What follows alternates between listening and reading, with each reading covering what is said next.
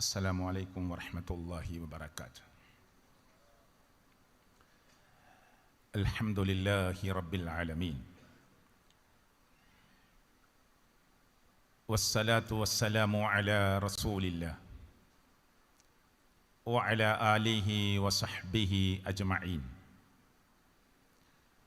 اللهم صل على محمد وعلى آل محمد كما صليت على إبراهيم وعلى آل إبراهيم إنك حميد مجيد.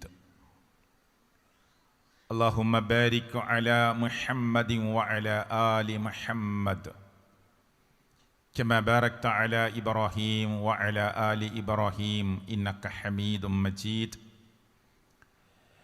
اتقوا الله حيثما كنتم. ആദരണീയരായ പണ്ഡിതന്മാരെ, കാസർഗോഡ് ജില്ലയിലെ ആദർശ സമ്മേളനത്തിൽ കാസർഗോഡിൻ്റെ ഹൃദയഭാഗത്ത് ഈ ഓഡിറ്റോറിയത്തിൽ വളരെ നേരത്തെ എത്തിച്ചേർന്ന പിതൃതുല്യരായ മാതൃതുല്യരായ ഉപ്പ ഉമ്മമാരെ, ജ്യേഷ്ഠാനീയ സുഹൃത്തുക്കളെ, സഹോദരങ്ങളെ, ഓൺലൈൻ വഴി ഈ സംസാരത്തെ ലോകത്തിൻ്റെ നാനാഭാഗത്തു നിന്ന് കാതോർക്കുന്ന, ചെവി കൊടുക്കുന്ന, ശ്രദ്ധയോടുകൂടി കാര്യങ്ങളെ വീക്ഷിച്ചു കൊണ്ടിരിക്കുന്ന പ്രിയപ്പെട്ട സഹോദരങ്ങളെ, സുഹൃത്തുക്കളെ, അസ്സലാമു അലൈക്കും വറഹ്മത്തുള്ളാഹി. വളരെ പ്രധാനപ്പെട്ട ചില വിഷയങ്ങളാണ് ഈ സമയം വരെ നമ്മൾ കേട്ടുകൊണ്ടിരുന്നത്.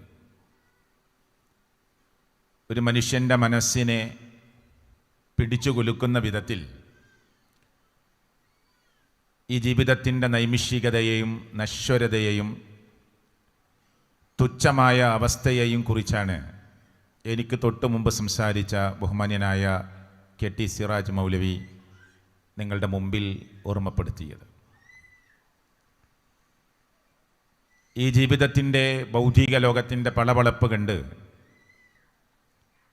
ഇവിടുത്തെ ലാഭങ്ങളെ കൊതിച്ചുകൊണ്ട്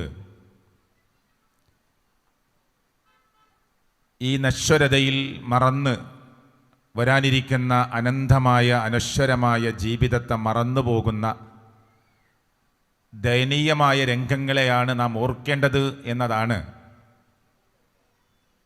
ഇവിടെ സൂചിപ്പിച്ച സംസാരത്തിൻ്റെ ഉള്ളടക്കം. നമ്മുടെ ലക്ഷ്യം വരാനിരിക്കുന്ന ലോകമാണ്.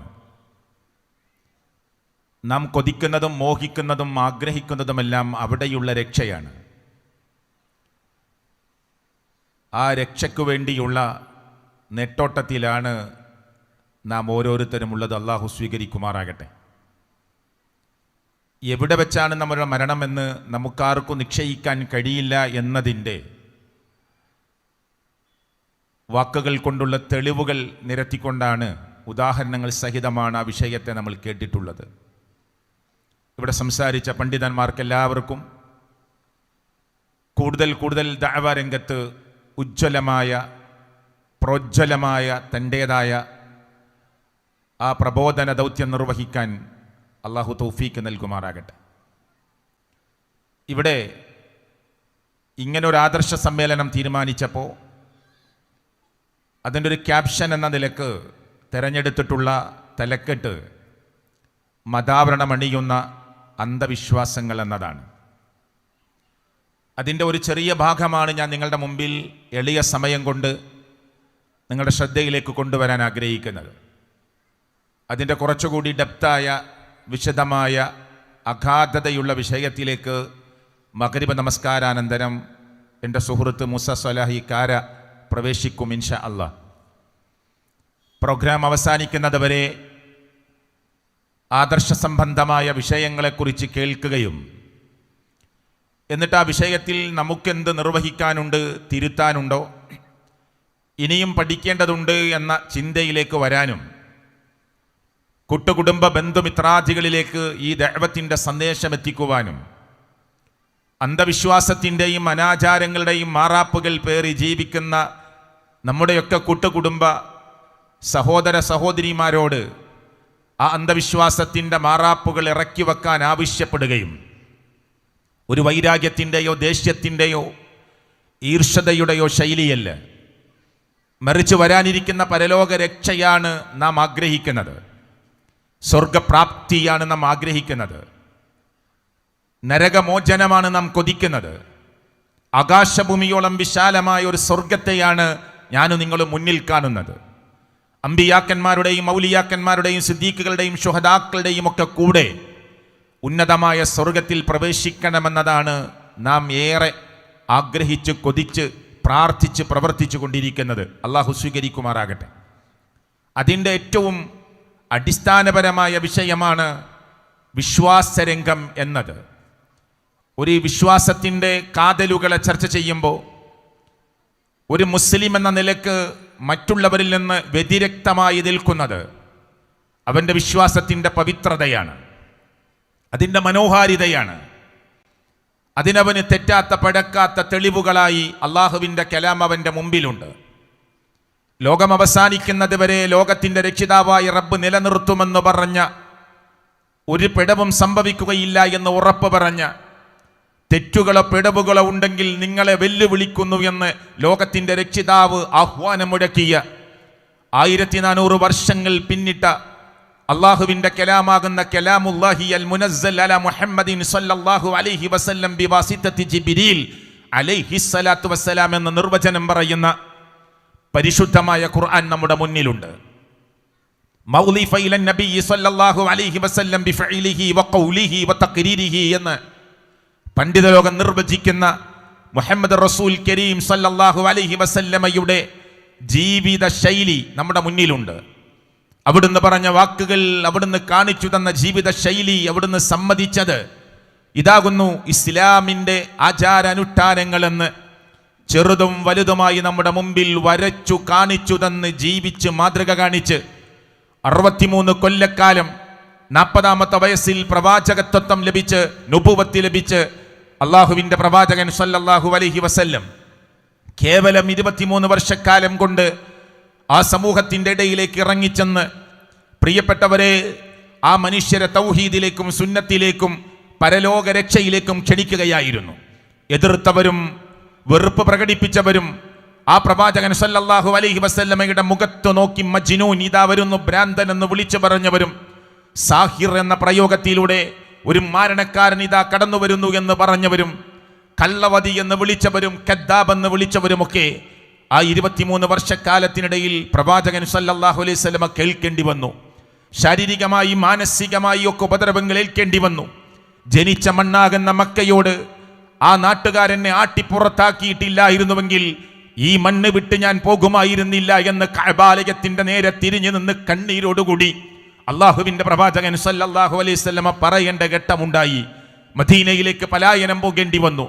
ഞാനിത് പറയുന്നത് പ്രിയപ്പെട്ടവരെ, എത്രമാത്രം ത്യാഗം സഹിച്ചിട്ടാണ് 23 വർഷക്കാലം അള്ളാഹുവിൻ്റെ പ്രവാചകൻ സല്ലല്ലാഹു അലൈഹി വസല്ലമ രഹസ്യമായ പ്രബോധനത്തിലൂടെ പിന്നെ പരസ്യ പ്രബോധനത്തിലേക്ക് പ്രവേശിച്ച് ആ 23 വർഷക്കാലം മുന്നോട്ട് കൊണ്ടുപോയത് പരീക്ഷണ, അതുപോലെ തന്നെ തീവ്രമായ പരീക്ഷണങ്ങളുടെ ഘട്ടങ്ങളിലൂടെ കടന്നുപോയി അള്ളാഹുവിൻ്റെ പ്രവാചകൻ. ഇവിടെ ഏറ്റവും ചുരുക്കത്തിൽ പറഞ്ഞാൽ സ്വർഗമെന്ന് പറയുന്ന ലോകത്തിലേക്ക് എത്തിക്കുന്ന എല്ലാ കാര്യങ്ങളും അള്ളാഹുവിൻ്റെ പ്രവാചകൻ സല്ലല്ലാഹു അലൈഹി വസല്ലം നമ്മളെ പഠിപ്പിച്ചു തന്നു.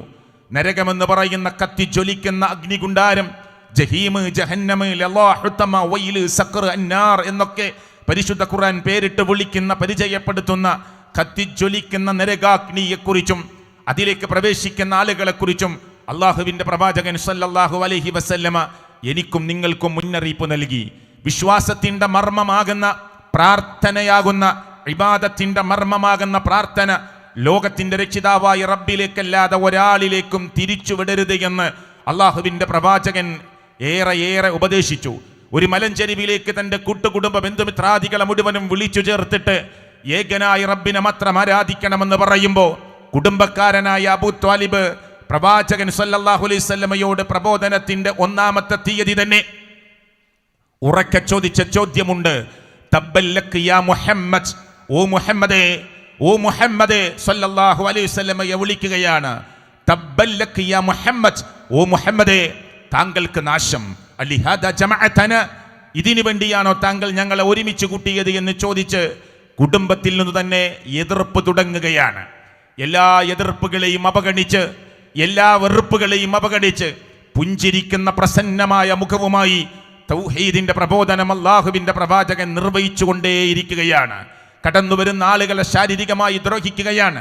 ചുട്ടുപഴുത്ത മണലിൽ മരുഭൂമിയിൽ കൊണ്ടുപോയി മലർത്തിക്കിടത്തി കാലിൽ കയറിട്ട് കുട്ടികൾക്ക് വലിക്കാൻ കൊടുക്കുമ്പോൾ നെഞ്ചത്ത് വലിയ പാറക്കല്ല് കയറ്റി വെച്ച് ഖബ്ബാബ് റളിയല്ലാഹു അൻഹുവിനെ പോലെയുള്ള ആളുകളുടെ പ്രിയപ്പെട്ടവരെ അവരുടെ ശരീരത്തിൽ നിന്ന് മാംസം ഇങ്ങനെ ഉരുകി ഒലിച്ച അവസ്ഥ ഉണ്ടായി എന്നൊക്കെ ചരിത്രത്തിൽ ഞാനും നിങ്ങളും വായിച്ചതാണ്. ഇത്രയും ഒരു ആമുഖം ഞാൻ പറഞ്ഞത് എന്തിനായിരുന്നു പ്രവാചകൻ സല്ലല്ലാഹു അലൈഹി വസല്ലമ ആ ബന്ധുമിത്രാദികളുടെ വെറുപ്പേറ്റുവാങ്ങിയത്, ആ നാട്ടുകാരുടെ വെറുപ്പേറ്റുവാങ്ങിയത്? നാട്ടിലൊരു പ്രശ്നമുണ്ടായാൽ ആ പ്രശ്നത്തിന്റെ പരിഹാരം നിർദ്ദേശിക്കാൻ അബ്ദുള്ളയുടെ മകൻ മുഹമ്മദ് മദി എന്ന് പറഞ്ഞിരുന്ന ഒരു സമുദായത്തിന്റെ നാവിൽ നിന്ന് തന്നെ ഇതാ വരുന്നു കള്ളവാദി എന്ന് കേൾക്കേണ്ടി വന്നത് എന്തിനാണ്? ഇതാ വരുന്നു ആ മരണക്കാരൻ എന്ന് കേൾക്കേണ്ടി വന്നത് എന്തിനാണ്? ഇതാ വരുന്നു ഭ്രാന്തൻ എന്ന് കേൾക്കേണ്ടി വന്നത് എന്തിനാണ്? അവിടുത്തെ അയൽവാസികളോട് ദ്രോഹം നടത്തിയോ? ആ നാട്ടുകാർക്ക് വല്ല ഉപദ്രവവും വരുത്തിയോ? ഒരിക്കലുമില്ല. പ്രവാചകന്റെ ശത്രുക്കൾക്ക് പോലും അത് പറയാനായിട്ടില്ല. പിന്നെന്തേ ഈ ആളുകൾ ഇങ്ങനെ വിളിച്ചത്? അവിടെയാണ് ഇസ്ലാമിന്റെ മർമ്മം കിടക്കുന്നത് എന്ന് പറയാനാണ്. ഇന്ന് നിങ്ങൾ കാസർഗോഡിന്റെ മണ്ണിലേക്ക് ഇറങ്ങി തൗഹീദിന്റെ അധിഷ്ഠിതമായ സംസാരം നടത്തിയാൽ ഇഷ്ടപ്പെടാത്ത ധാരാളം ആളുകൾ ഉണ്ടാകും. അല്ലാഹുവല്ലാത്തവരെ കുറിച്ച് നിങ്ങൾ പറഞ്ഞു നോക്കിക്കോ, ആളുകളുടെ കയ്യടികൾ കിട്ടും.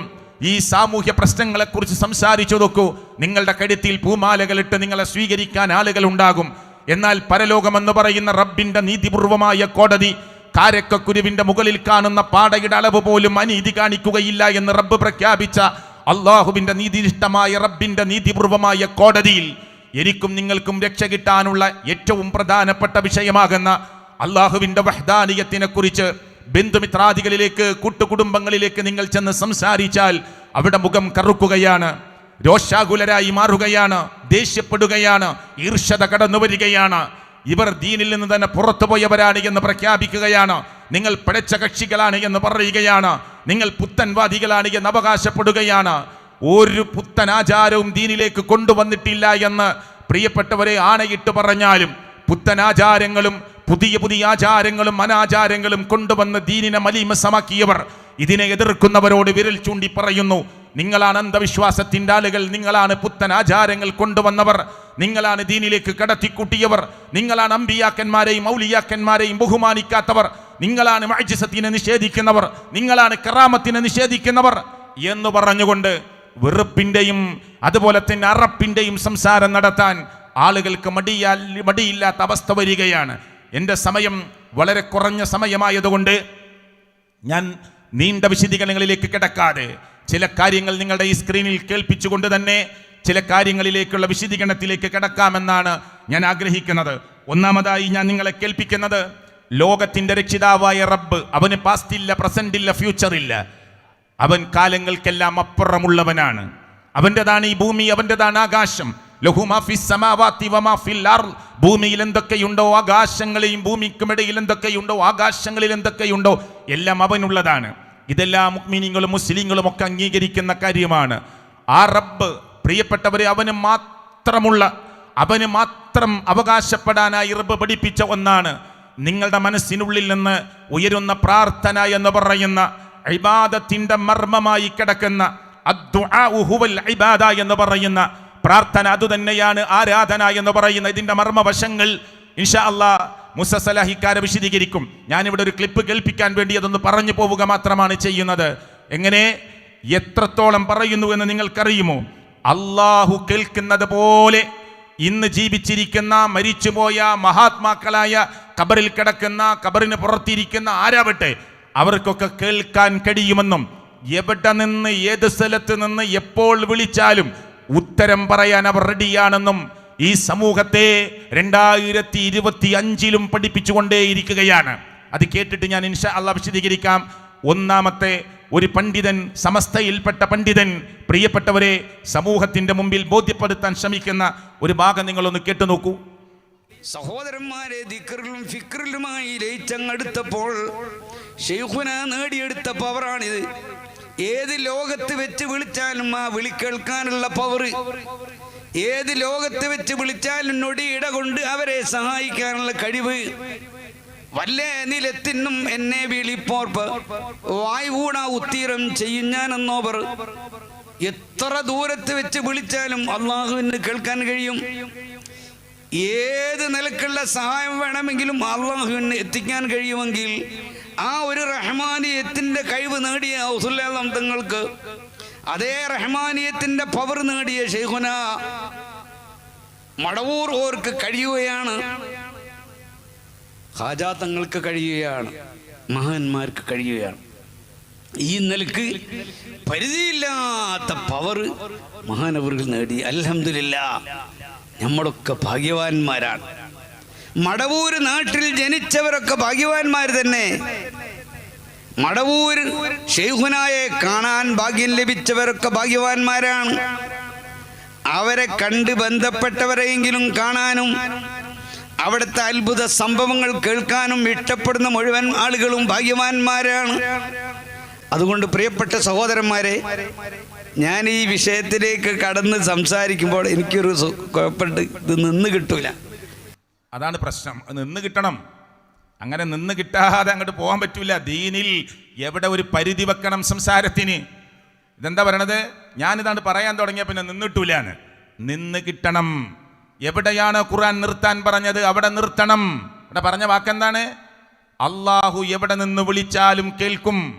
അതേ അള്ളാഹുവിൻ്റെ റഹ്മാനിയത്തിൻ്റെ കഴിവ് ശൈഖുനക്കുണ്ട്. ഇത് ഇസ്ലാമിൻ്റെ വാദാണോ? ആണോ? ഒരു സാധാരണ മുസ്ലിമിന് ഉൾക്കൊള്ളാൻ പറ്റുന്ന ഒന്നാണോ? അർ-റഹ്മാനായ റബ്ബിനുള്ള കഴിവ് പ്രിയപ്പെട്ടവരെ ശൈഖുനക്കുണ്ട്. എവിടെ നിന്ന് വിളിച്ചാലും ഉത്തരം തരാനും കേൾക്കാനുമുള്ള കഴിവ് ശൈഖുനക്കുണ്ടെങ്കിൽ പരിധിയില്ലാത്ത കഴിവുണ്ടെന്നാ പറഞ്ഞത്. ഞാൻ ആവർത്തിക്കുന്നില്ല, പരിധിയില്ലാത്ത കഴിവ്. ആ കഴിവ് ആർക്കുള്ളത് ലോകത്ത്? നമുക്കൊക്കെ ചില പരിമിതികളും പരിധികളുമുണ്ട്.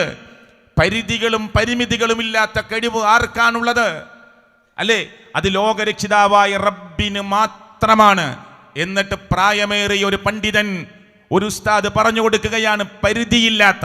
മക്കയിലെ മുശ്രിക്കുകൾ പറഞ്ഞ തെൽബിയത്ത് ഞാൻ വേഗത്തിൽ പറഞ്ഞു പോവുകയാണ്, വിശദീകരിക്കണില്ല. മക്കയിലെ മുശ്രിക്കുകൾ മുഹമ്മദ് മുസ്തഫ സല്ലല്ലാഹു അലൈഹി വസല്ലമയും സഹാബത്തും ചൊല്ലിയ തെൽബിയത്തിന്റെ ആദ്യ വരികൾ ചൊല്ലി പറഞ്ഞു തുടങ്ങി. പിന്നെ അവർ പോലും ഈ അർത്ഥത്തിലല്ല വിശ്വസിച്ചത്. അവർ ചൊല്ലിയ തെൽബിയത്തിന്റെ വരികൾ നിങ്ങളുടെ മനസ്സിൽ വരുന്നില്ലേ? ഈ ഓൺലൈനിൽ ഇരുന്ന് എന്നെ കേൾക്കുന്നവരെ നിങ്ങൾ ചിന്തിക്കുന്നുണ്ടോ? ഉണ്ടോ? എന്താ അവർ പറഞ്ഞത്? ലബ്ബൈക് അല്ലാഹുമ്മ ലബ്ബൈക് ലബ്ബൈക ലാ ശരീക ലക്. അവിടെ നിർത്തിക്കോ എന്ന് അല്ലാഹുവിന്റെ പ്രവാചകൻ പറഞ്ഞു. ഇവിടെ നിർത്തിക്കോ, എന്നാൽ നിങ്ങൾക്ക് രക്ഷപ്പെടാം. ആ രണ്ട് വരികളിൽ കുഴപ്പമില്ല. ലബ്ബൈക് അല്ലാഹുമ്മ ലബ്ബൈക്, അല്ലാഹുവേ നിന്റെ വിളിക്കുത്തരം നൽകി ഇതാ വന്നിരിക്കുന്നു. ലബ്ബൈക ലാ ശരീക ലക്, നിനക്കൊരു പങ്കാളിയുമില്ല റബ്ബേ. പക്ഷേ ആ മക്കയിലെ അബൂജഹൽ അടക്കമുള്ള ആളുകൾ പിന്നെ പറഞ്ഞത് എന്താണെന്നറിയുമോ? ഭൂമധ്യരേഖയിൽ ഗ്രീനിച്ച് രേഖയിൽ സ്ഥിതി ചെയ്യുന്ന കഅബാലയത്തിന്റെ മുറ്റത്തേക്ക് മതാഫിന്റെ മണ്ണിലേക്ക് കടന്നു വരുമ്പോൾ അവർ പറഞ്ഞ വാക്കെന്താണെന്നറിയുമോ? ഇല്ലാ ശരീകൻ ഹുവ ലക തംലികുഹു വമാ മലക. അതിന്റെ അർത്ഥം എന്താണെന്നറിയുമോ പ്രിയപ്പെട്ടവരെ? റബ്ബേ നിനക്കൊരു പങ്കാളിയുമില്ല, നിനക്കൊരു ശരീക്കുമില്ല, നിന്റെ വിളിക്കുത്തരം നൽകി ഇതാ വന്നിരിക്കുന്നു എന്ന് പറഞ്ഞ അവരുടെ നാവുകൊണ്ട് തന്നെ പറഞ്ഞു ഇല്ലാ ശരീകൻ ഹുവ ലക, ഒരു പങ്കാളി നിനക്കുണ്ട്, ഒരു കൂട്ടം പങ്കാളിയുണ്ട്. തംലികുഹു വമാ മലക, ആ പങ്കാളിയുടെ ഉടമസ്ഥാവകാശം, ആ പങ്കാളിയുടെ അധികാരം, ആ പങ്കാളിയുടെ എല്ലാവിധ കൺട്രോളും നിന്റെ കയ്യിലാണ്. നിന്റെ ഉടമസ്ഥതയിലുള്ള, നിന്റെ അധീനതയിലുള്ള, നിന്റെ കഴിവിലുള്ള. പടച്ചവനെ, അങ്ങനെയുള്ള പങ്കാളികളല്ലാതെ ഞങ്ങൾക്ക് വേറെ ആരുമില്ല. ഈ നാട്ടിൽ ഇതുവരെ കേട്ടിരുന്നത് എന്താണ്? അള്ളാഹു കൊടുത്ത കഴിവിൽ നിന്ന് ഞങ്ങളെ സഹായിക്കും, അത് റബ്ബ് അവർക്ക് കഴിവ് കൊടുക്കുന്നു. ഇതേ വാദമാണ് മക്കയിലെ മുശ്രിക്കുകൾ പറഞ്ഞത്. ഞാൻ ആരെയും മുശ്രിക്കാക്കാനോ ഒരാളെയും ഏതെങ്കിലും അർത്ഥത്തിൽ നിഷേധിക്കാനോ പറയുകയല്ല. ഇവിടെ ഈ സംസാരം കേട്ട പണ്ഡിതന് പോലും അള്ളാഹു ഹിദായത്തിന്റെ വെളിച്ചം നൽകുമാറാകട്ടെ. കേട്ട് പിടച്ചു പോയവർക്ക് അള്ളാഹു സത്യമാർഗം നൽകുമാറാകട്ടെ. പക്ഷേ അദ്ദേഹത്തിന്റെ നാവിലൂടെ പുറത്തു വരുന്നത് പരിധിയില്ലാത്ത കഴിവുകൾ ഷെയ്ഖുമാർക്കുണ്ട്, ഹോജമാർക്കുണ്ട് എന്നാണ് പറയുന്നത്. അവിടെയും നിർത്തിയില്ല, ബാക്കി കൂടി കേൾക്കൂ. അപ്പൊ നിങ്ങൾക്ക് അതിന്റെ ഗൗരവം മനസ്സിലാകും. കേൾപ്പിക്കൂ. CM കാണാതെ കരയാൻ കഴിയില്ല, മമ്പർത്തങ്ങൾ കാണാതെ കരയാൻ കഴിയില്ല. അതേപോലെ അവര് കാണാതെ നിങ്ങളെ വ്യഭിചാരം നടക്കൂല. പടച്ചോൻ കാക്കട്ടെ. പാതിര സമയത്ത് ഒരു മനുഷ്യനും കാണാൻ വഴിയില്ലാത്ത ഒരു സംഭവം. ഞാനും എൻ്റെ റബ്ബും അല്ലാതെ വേറെ ആരും കാണൂല. അങ്ങനത്തെ ഒരു സംഭവം രാത്രി 1 മണി സമയത്ത് നടന്നൊരു കാര്യം. ഞാൻ ശൈഖുനായുടെ അടുക്കൽ ചെന്ന് പറഞ്ഞു.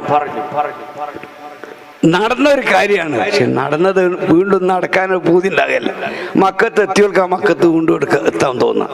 ഹർമിൽ എത്തിയോൽക്കാ വീണ്ടും എത്താൻ തോന്നാം. റോളയിൽ എത്തിയോൽക്കാ പിന്നെയും പൂതി വരിക എന്നതുപോലെ എൻ്റെ ജീവിതത്തിൽ ഉണ്ടാവുന്ന ഒരു അനുഭവം. അതൊരു വല്ലാത്തൊരു അനുഭൂതി. ഞാൻ ആരോടും അത് പറയാതെ മറച്ചു വെച്ചു. പക്ഷെ വീണ്ടും ഈ ആഗ്രഹം ഇങ്ങനെ തേട്ടി ഇങ്ങനെ വരാൻ തുടങ്ങി. പിന്നെ സംഭവിക്കുന്നില്ല. അങ്ങനെ ഞാൻ പോയിട്ട് മമ്മൂട്ടി മൂപ്പന്റെ വീട്ടില് ശൈഖുനാന്റെ ഹളറത്തിൽ കയറി ഞാൻ ഈ ആഗ്രഹം പറഞ്ഞ ഉടനെ 1 വർഷം മുമ്പ് ഭൂമിയിൽ വെച്ച് ഞാനല്ലാത്ത ഒരു മനുഷ്യൻ കാണാത്ത, അറിയാത്ത, കേൾക്കാത്ത ഒരു കാര്യം അതൊരു തവണ സംഭവിച്ചില്ലേ? ഒരൊറ്റ ചോദ്യം. ഇവർക്ക് കാണാൻ കഴിയാത്തൊന്നില്ല. ഇവര് കാണാതെ നിങ്ങൾക്ക് പാതിരേറെ എണീച്ചിരുന്ന് അംഗശുദ്ധി വരുത്തി നിക്കരിച്ച് കണ്ണീരൊൽപ്പിക്കാൻ കഴിയൂല. CM കാണാതെ കരയാൻ കഴിയില്ല. CM കാണാതെ കരയാൻ കഴിയില്ല. മമ്പർത്തങ്ങൾ കാണാതെ കരയാൻ കഴിയില്ല. അതേപോലെ അവര് കാണാതെ നിങ്ങളെ വ്യഭിചാരം നടക്കൂല. പടച്ചോൻ കാക്കട്ടെ. അതേപോലെ അവര് കാണാതെ നിങ്ങളെ വ്യഭിചാരം നടക്കൂല. പടച്ചോൻ കാക്കട്ടെ. നമുക്ക് തോന്നാ ഞാനേതറിയൂ, ഇത് ഞാനും ഇവിടെ അറിയൂ. അല്ലല്ല, ഇത് കോടാനക്കോടി ഔലിയാക്കൾ അറിഞ്ഞുപോയി. ഇനി ഓരോ കാൽക്കൽ വിളിച്ചിട്ട് എങ്ങനെങ്കിലും മാപ്പാക്കി തരി, കഴിച്ചിലാക്കി തരുന്ന ഓല് കഴിച്ചിലാങ്കിലേ കഴിച്ചിലാവൂ, അല്ലേ ഇത് വിളിച്ചു തരും. ആഖിറത്തിൽ വരും. പടച്ചോൻ കാക്കട്ടെ. രക്ഷപ്പെടുത്താൻ ഓൽക്കേ കഴിയും. ഓല് കാണാതൊന്നും കഴിയില്ല. കേട്ടില്ലേ? ഇനി അവരുടെ കാൽക്കൽ വിളിച്ച് രക്ഷ ചോദിച്ച് അവർക്ക് രക്ഷപ്പെടുത്താൻ പറ്റിയെങ്കിൽ മാത്രമേ നിങ്ങൾക്ക് രക്ഷപ്പെടാൻ പറ്റുകയുള്ളൂ. അവർ കാണാതെ നിങ്ങളുടെ വ്യഭിചാരം നടക്കുകയില്ല. ഇത് നടക്കേണ്ട കേസേറ്റ എന്നുള്ള രൂപത്തിലാണ് സംസാരിക്കണത്. ഇതിപ്പോൾ നടന്നു കിട്ടേണ്ട ഒരു കേസ് എന്നുള്ള രൂപത്തിലാണ് സംസാരിക്കണത്. അവർ കാണാതെ നിങ്ങളുടെ വ്യഭിചാരം നടക്കൂല.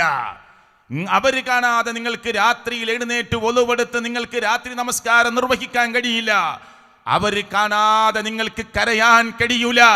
ആ കൂട്ടത്തിലാണ് പറയണത്, അവർ കാണാതെ നിങ്ങൾക്ക് വ്യഭിചരിക്കാൻ കഴിയൂല. എന്താ ഇത് നടന്നിട്ടേണ്ട ഒരു കേസാ ആണോ? അള്ളാഹുവിനെ കുറിച്ച് എന്ത് വിശ്വാസമാണ് ഇവർക്കുള്ളത്? മമ്പറന്തങ്ങൾ കാണാതെ, CM കാണാതെ ഒരു വിശ്വാസിക്ക് കരയാൻ കഴിയില്ല. ഒരു വിശ്വാസിക്ക് നട്ടപ്പാതിരാക്കണീട്ട് ഒലുവെടുത്ത് നിസ്കരിക്കാൻ കഴിയില്ല.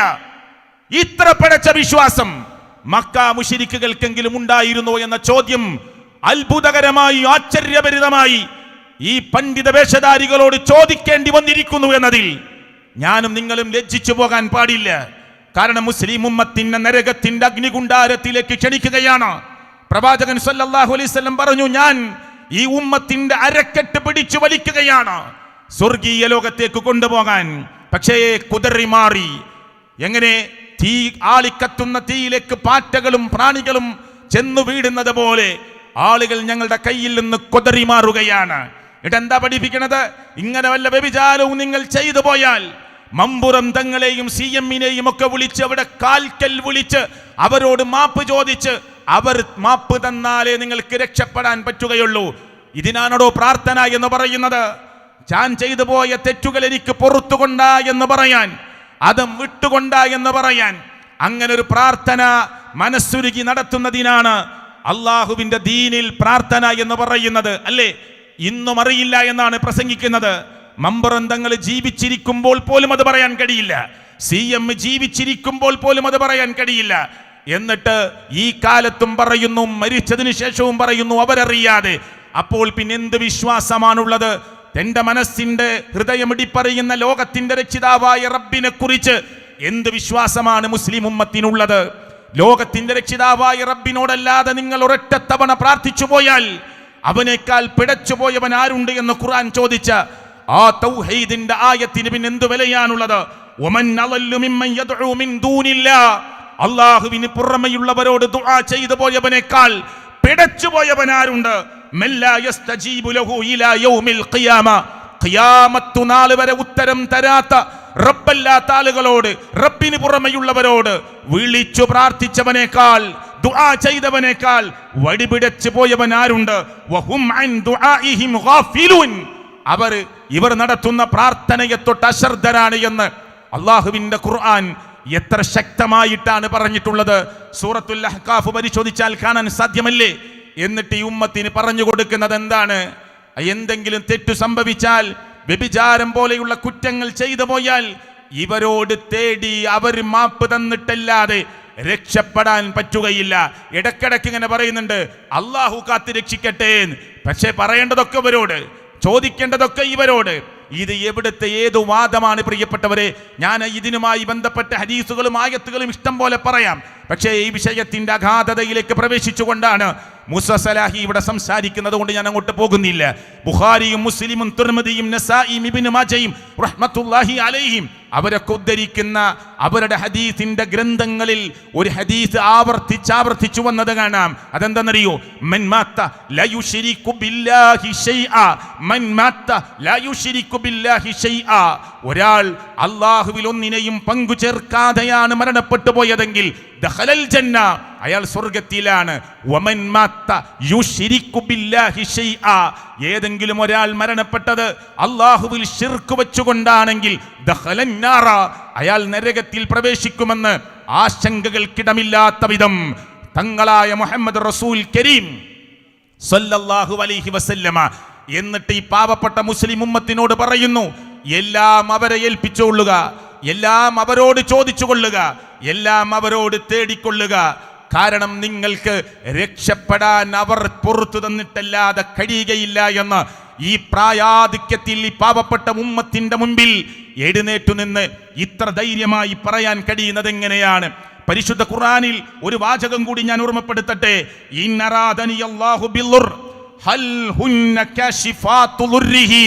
നിസ്കാരം കഴിഞ്ഞിട്ട് ഓരോ മുസ്ലിമും, സമസ്തയിൽപ്പെട്ടവരും സുന്നികളായ നമ്മളും പ്രിയപ്പെട്ടവരല്ലാത്ത മുസ്ലിങ്ങളും ഒക്കെ ഇന്ന് നിസ്കാരം കഴിഞ്ഞിട്ട് പറഞ്ഞ വാക്കാണ് അല്ലാഹുമ്മ ലാ മാനിഅ ലിമാ അഅതൈത വലാ മുഅതിയ ലിമാ മനഅത വലാ യൻഫഉ ദൽ ജദ്ദി മിൻകൽ ജദ്ദ്. അല്ലാഹുവേ, നീ തരുന്ന ഒന്നിനെ തടയാനോ നീ തടഞ്ഞു വെച്ച ഒന്ന് വാങ്ങിത്തരാനോ ആരുമില്ല എന്ന് നിസ്കാരത്തിന് ശേഷം പറയുന്ന മുസൽമാനെ, എന്നെ കേൾക്കുന്ന മുഅ്മിനീങ്ങളെ, അതിനേക്കാൾ ഗൗരവമായ അർത്ഥത്തോടുകൂടി അള്ളാഹുവിന്റെ ഖുർആൻ പറയുന്ന വാചകമാണിത്.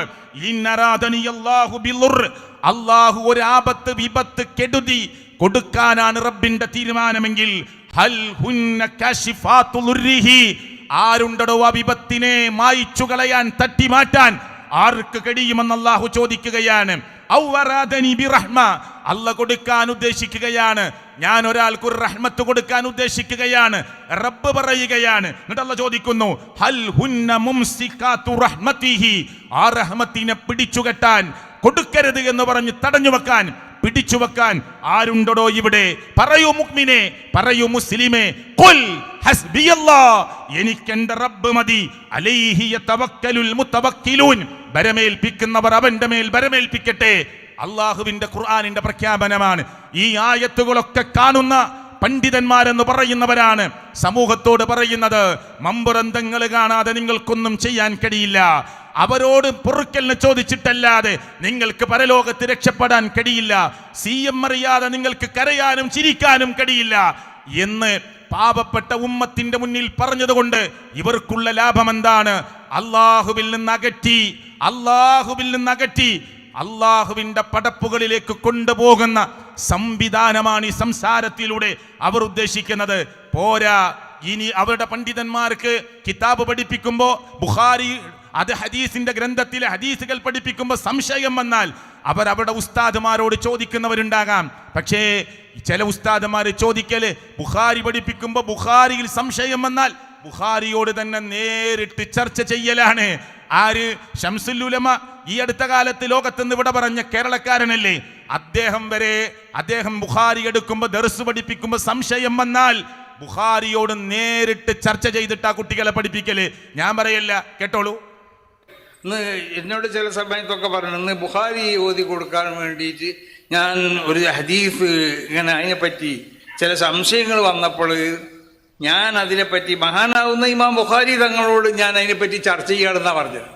ഞാൻ ഒരവസരത്തിൽ തന്തിദാറുസ്സലാം അറബി കോളേജിൽ നിന്ന് ശിവരാൻ റൂമിലേക്ക് കയറി വന്നപ്പോൾ മൂപ്പരിങ്ങനെ തല കീപ്പിട്ട് കത്തിയിരിക്കലുണ്ട്. അപ്പോൾ കുറേ സമയത്തിലൊന്നും പറഞ്ഞില്ല. അപ്പം ഞാൻ വന്നത് മൂപ്പർ ശ്രദ്ധിച്ചിട്ടില്ല. പിന്നെ ഞാൻ അവിടുന്ന് ചെറിയ നിലക്കൊന്ന് ശബ്ദിച്ചു. അപ്പോൾ ആരാന്ന് ചോദിച്ചപ്പോൾ ഞാനാണ് എന്നോട് പറഞ്ഞു, ഞാൻ ഒരു ആലോചനയിൽ ഇന്ന് ഓതി കൊടുക്കാനുള്ള സ്ഥലത്ത് എനിക്ക് ചില സംശയങ്ങളൊക്കെ ഉണ്ടായി. ഞാൻ ആ സംശയം മഹാനാവുന്ന ഇമാം ബുഖാരി തങ്ങളായിട്ട് ചർച്ച ചെയ്യുന്നു. അപ്പം അന്ന് എനിക്ക് എത്രമാത്രമായിട്ട് ഗൗരവം മനസ്സിലായി. നിങ്ങൾ അനുഭവം പറയാണ്. ഇ കെ ഉസ്താദിൻ്റെ അടുത്ത് ചെന്നപ്പോൾ അവരെന്തോ ഒരു വലിയ വിഷയത്തിലാണ്. ഞാൻ ചെന്നത് അറിഞ്ഞില്ല.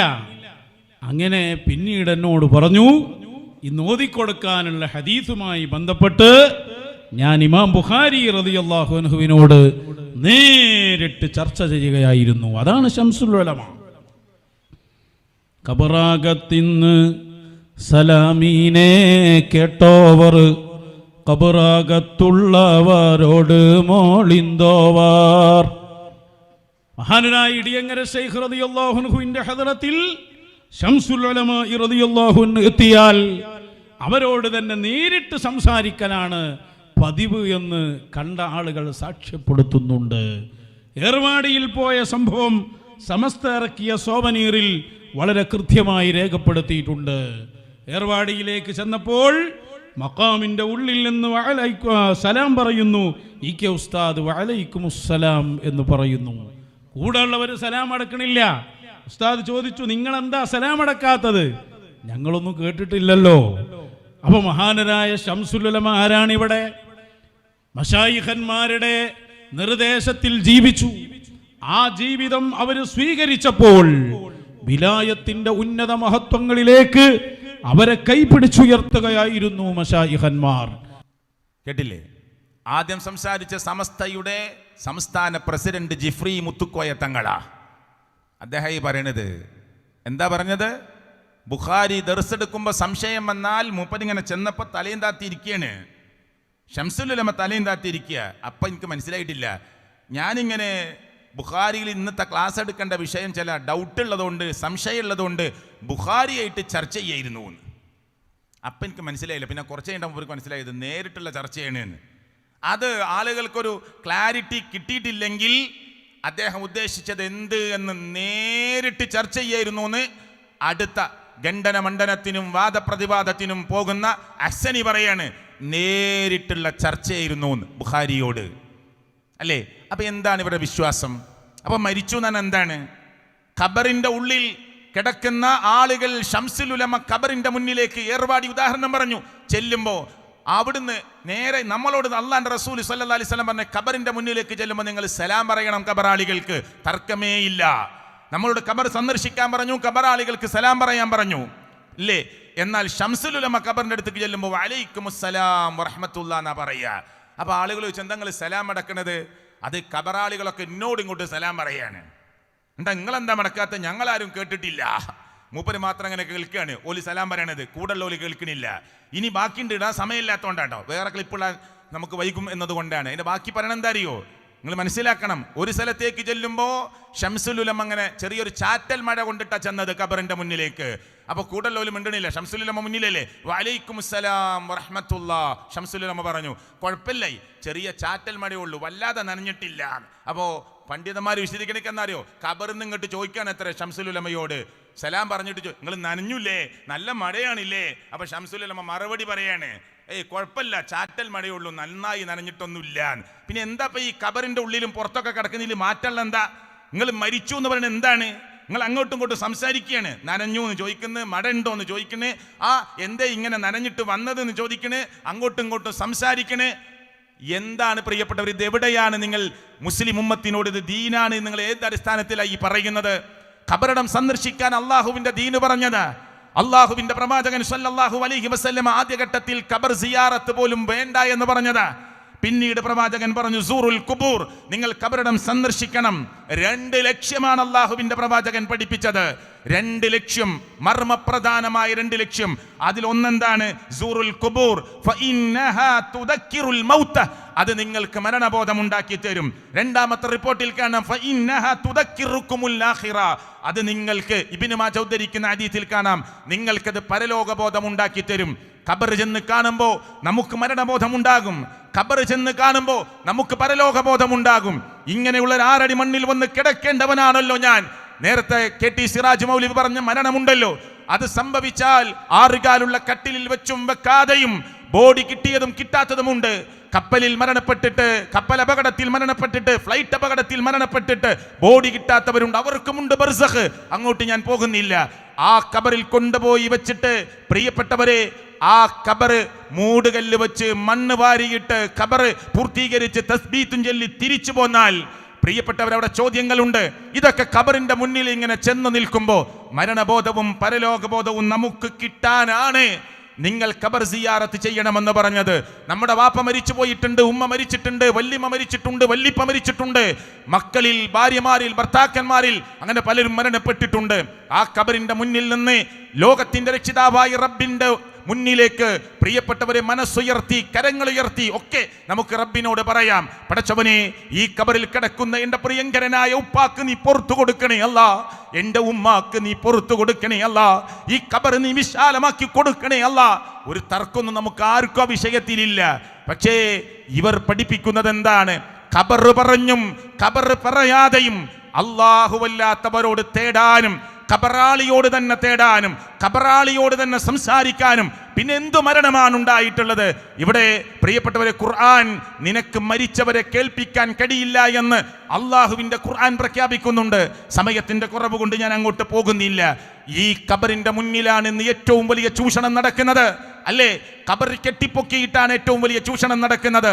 ഒരുപാട് മനുഷ്യരെ അവരുടെ പോക്കറ്റിൽ കിടക്കുന്ന പണം ലാക്കാക്കിക്കൊണ്ട് അവർ പഠിപ്പിക്കുന്ന ദർസിലെ, പള്ളി ദർസിലെ കിതാബിൽ ഒരു വചനം കൂടി പറഞ്ഞ് അടുത്ത ക്ലിപ്പിലേക്ക് ഞാൻ പോവുകയാണ്.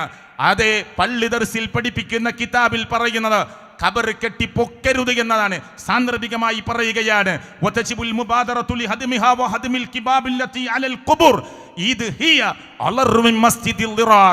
ഖബറിന്റെ മേലെ ഉണ്ടാക്കിയ എടുപ്പകളും കുപ്പകളും പൊളിച്ചു നീക്കൽ നിർബന്ധമാണ്. കപടവിശ്വാസികൾ ഉണ്ടാക്കിയ പള്ളിയേക്കാൾ അപകടം പിടിച്ചതാണ് അത് എന്ന് ആരാ പഠിപ്പിക്കുന്നത്? ഷാഫി മദ്ഹബിലെ പണ്ഡിതന്മാരാണ് പഠിപ്പിക്കുന്നത്. അസ്സബാജിർ എന്ന കിതാബിലാണ് പഠിപ്പിക്കുന്നത്. എന്നിട്ട് പറഞ്ഞു ലിഅന്നഹാ ഉസ്സിസത് അലാ മഅസിയത്തി റസൂലില്ലാഹി സ്വല്ലല്ലാഹു അലൈഹി വസല്ലം ലിഅന്നഹു നഹാ അൻ ദാലിക് വഅമറഹ ബിഹദ്മി ഖുബുരിൽ മുശ്രിഫ. പൊന്തി നിൽക്കുന്ന ഖബറുകൾ തട്ടി നിരപ്പാക്കണമെന്നും അള്ളാഹുവിന്റെ പ്രവാചകന്റെ അടിസ്ഥാനപരമായ കൽപ്പനക്കെതിരാണ് എന്നും ഖബർ കെട്ടിപ്പൊക്കരുത് എന്നും അള്ളാഹുവിന്റെ പ്രവാചകൻ പഠിപ്പിച്ചതാണ് എന്നും പള്ളി ദർസിൽ പഠിപ്പിക്കുന്ന കിതാബുകളിൽ എഴുതി വച്ചിട്ട് കുട്ടികൾക്കത് പഠിപ്പിച്ചു കൊടുത്തിട്ട് ഈ ആളുകളുടെ ഖബറിന്റെ മുന്നിലേക്ക് കൊണ്ടുപോയി ഖബറാളിയോട് നേരിട്ട് സംസാരിക്കുന്നവരാണ് ഞങ്ങളുടെ ഉസ്താദുമാരി എന്ന് പഠിപ്പിക്കുന്നത് വഴി എന്ത് ലക്ഷ്യമാണ് ഇവർ മുന്നിൽ കാണുന്നത്? ഈ പാവപ്പെട്ട മുസ്ലിം ഉമ്മത്തിനെ ലോകത്തിന്റെ രക്ഷിതാവായ റബ്ബിൽ നിന്ന് അകറ്റി ഖബറാളികളോട് പ്രാർത്ഥിക്കുന്ന, അവരുടെ മുമ്പിൽ നേർച്ച വഴിപാടുകൾ അർപ്പിക്കുന്ന, അവരെ മുന്നിൽ കണ്ടുകൊണ്ട് സങ്കടങ്ങൾ പറയിപ്പിക്കുന്ന ശിർക്കിന്റെ വിശ്വാസത്തിലേക്ക് കൊണ്ടെത്തിച്ച് നരകത്തിന്റെ അഗ്നികുണ്ടാരത്തിലേക്ക് തള്ളിയിടാനല്ലാതെ മറ്റെന്തു ലക്ഷ്യമാണ് ഇതിന്റെ പിന്നിലുള്ളത്? സാന്ദർഭികമായി ഞാൻ ചോദിച്ചു പോവുകയാണ്. ഇത് മാത്രമല്ല, CM-നെ കുറിച്ചൊക്കെ പറയുന്നത് എന്താ അറിയോ? ഇപ്പൊ ഇന്ത്യ പോലും ഭരിക്കുന്നത് CM ആണെന്നാ. പിന്നെ എങ്ങനെ ഈ ഉമ്മത്ത് നന്നാവുക? പിന്നെ എങ്ങനെ ഈ ഉമ്മത്ത് ശരിയാവുക? നിങ്ങൾ വിചാരിക്കുന്നുണ്ടോ ഇന്ത്യക്കൊരു സുൽത്താൻ ഉണ്ട് എന്ന്? അവരൊന്നല്ല ഭരിക്കണത്. ഇന്ത്യ ഇപ്പൊ ഭരിച്ചുകൊണ്ടിരിക്കുന്ന CM. അങ്ങനെ ഇഷ്ടം പോലെ കഥകളുണ്ട്. ചില സാമ്പിളുകൾ പറയാ, ഒന്ന് പെട്ടെന്ന് കേൾപ്പിക്ക്. ഇന്ന് ഇന്ത്യ ഭരിക്കുന്നത്, നിങ്ങൾ പറയുമ്പോ എനിക്ക് ഭ്രാന്താന്ന് തോന്നുന്നു. ഇന്ത്യ ഭരിക്കുന്നത് സുൽത്താനുൽ ഹിന്ദല്ല, ഇന്ന് ഭരിക്കുന്നത് ഷെയ്ഖുനെയാണ്. ഇന്ന് ഇന്ത്യ ഭരിക്കുന്നത്, നിങ്ങൾ പറയുമ്പോ എനിക്ക് ഭ്രാന്താന്ന് തോന്നുന്നു. ഇന്ത്യ ഭരിക്കുന്നത് സുൽത്താനുൽ ഹിന്ദല്ല, ഇന്ന് ഭരിക്കുന്നത് ഷെയ്ഖുനയാണ്. ഏതായിരുന്നാലും ഇന്നലേക്ക് ലോക ജനങ്ങളുടെ ഉയർച്ചക്കും വളർച്ചക്കും മതിയായ ആത്മീയതയാണ് ചുരുക്കത്തിൽ ഷെയ്ഖുന നേടിയെടുത്തത്. അതിൽ നിന്ന് കുറച്ച് നമ്മക്കും കിട്ടണം എന്നാണ് ചിന്തിക്കേണ്ടത്. അങ്ങനെ ചിന്തിച്ചാൽ തരാൻ മുതലുള്ളതാണ് ഇവിടെ ഉള്ള മഹാൻ. നമ്മൾ നേരെ തിരിച്ചാണ് ചിന്തിക്കേണ്ടത്. ഇതിൽ നിന്നൊന്നും ഈ മുസ്ലിം ഉമ്മത്തിലേക്ക് എത്തരുത് എന്നാ.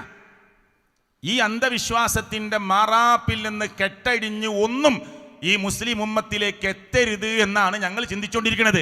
അതിനത് പറയുന്നത് നേരെ തിരിച്ചാണ് ഇവർ ചിന്തിച്ചുകൊണ്ടിരിക്കുന്നത്. ഇതിൽ നിന്ന് വല്ലതും നമുക്കും കിട്ടണം, കാരണം ജീവിക്കണമല്ലോ. ഇതിൽ നിന്ന് വല്ലതും നമുക്കും കിട്ടണം, കുറ്റപ്പെടുത്താനല്ല ഇത് പറയുന്നത്. എന്താണ് ഈ പറഞ്ഞുകൊണ്ടിരിക്കുന്നത് പ്രിയപ്പെട്ടവരെ? ഇന്ന് ഇന്ത്യ മുസ്ലിം ഉമ്മത്തിനോട് വലിയ ക്ലാസ്സിലിരുന്ന് പറയാണ്. പക്വതയുള്ള പ്രായമുള്ള പണ്ഡിതന്മാരാ പറയുന്നത്. നിങ്ങൾ എന്തിനാ ഇത് പറയുന്നതിന്റെ കാമുകങ്ങൾ എന്താണ്? CM എന്നൊക്കെ പറഞ്ഞ ആരാ നിങ്ങൾ വിചാരിച്ചത്? മമ്പുറന്തങ്ങൾ എന്ന് പറഞ്ഞാൽ ആരാ നിങ്ങൾ വിചാരിച്ചത്? CM എന്ന് പറയുന്ന മനുഷ്യൻ അള്ളാഹു പുറത്തു കൊടുക്കുമാറാകട്ടെ. ഞാൻ ഈ സദസ്സിൽ പ്രാർത്ഥിക്കുകയാണ്. സുഖമില്ലാതെ മരിച്ചുപോയൊരു മനുഷ്യന് കാലിന്റെ വിരൽ പെടുത്തൊലിച്ചിട്ടും അതുപോലും ചികിത്സിക്കാനാവാതെ പേടിച്ചിട്ട് മരിച്ചുപോയ, മാനസിക വിഭ്രാന്തിയിൽ മരിച്ചുപോയ ഒരു പാവപ്പെട്ട മനുഷ്യനാണ് CM എന്ന് പറയുന്ന ചിത്തടി മീത്തൽ എന്നതാണ് CMന്റെ ഫുള്ള്.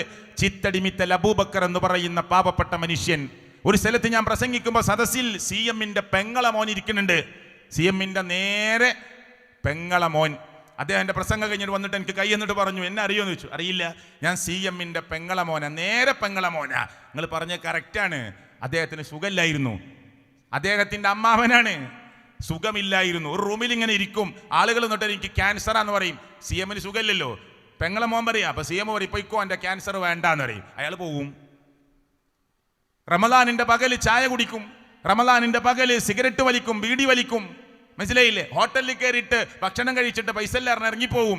പാവപ്പെട്ട മാനസിക വിഭ്രാന്തിയുള്ള പാവപ്പെട്ട ഒരു മനുഷ്യനായിരുന്നു CM അല്ലേ? ആ മനുഷ്യനാണ് ഇന്ന് ലോകം നിയന്ത്രിക്കുന്നത്.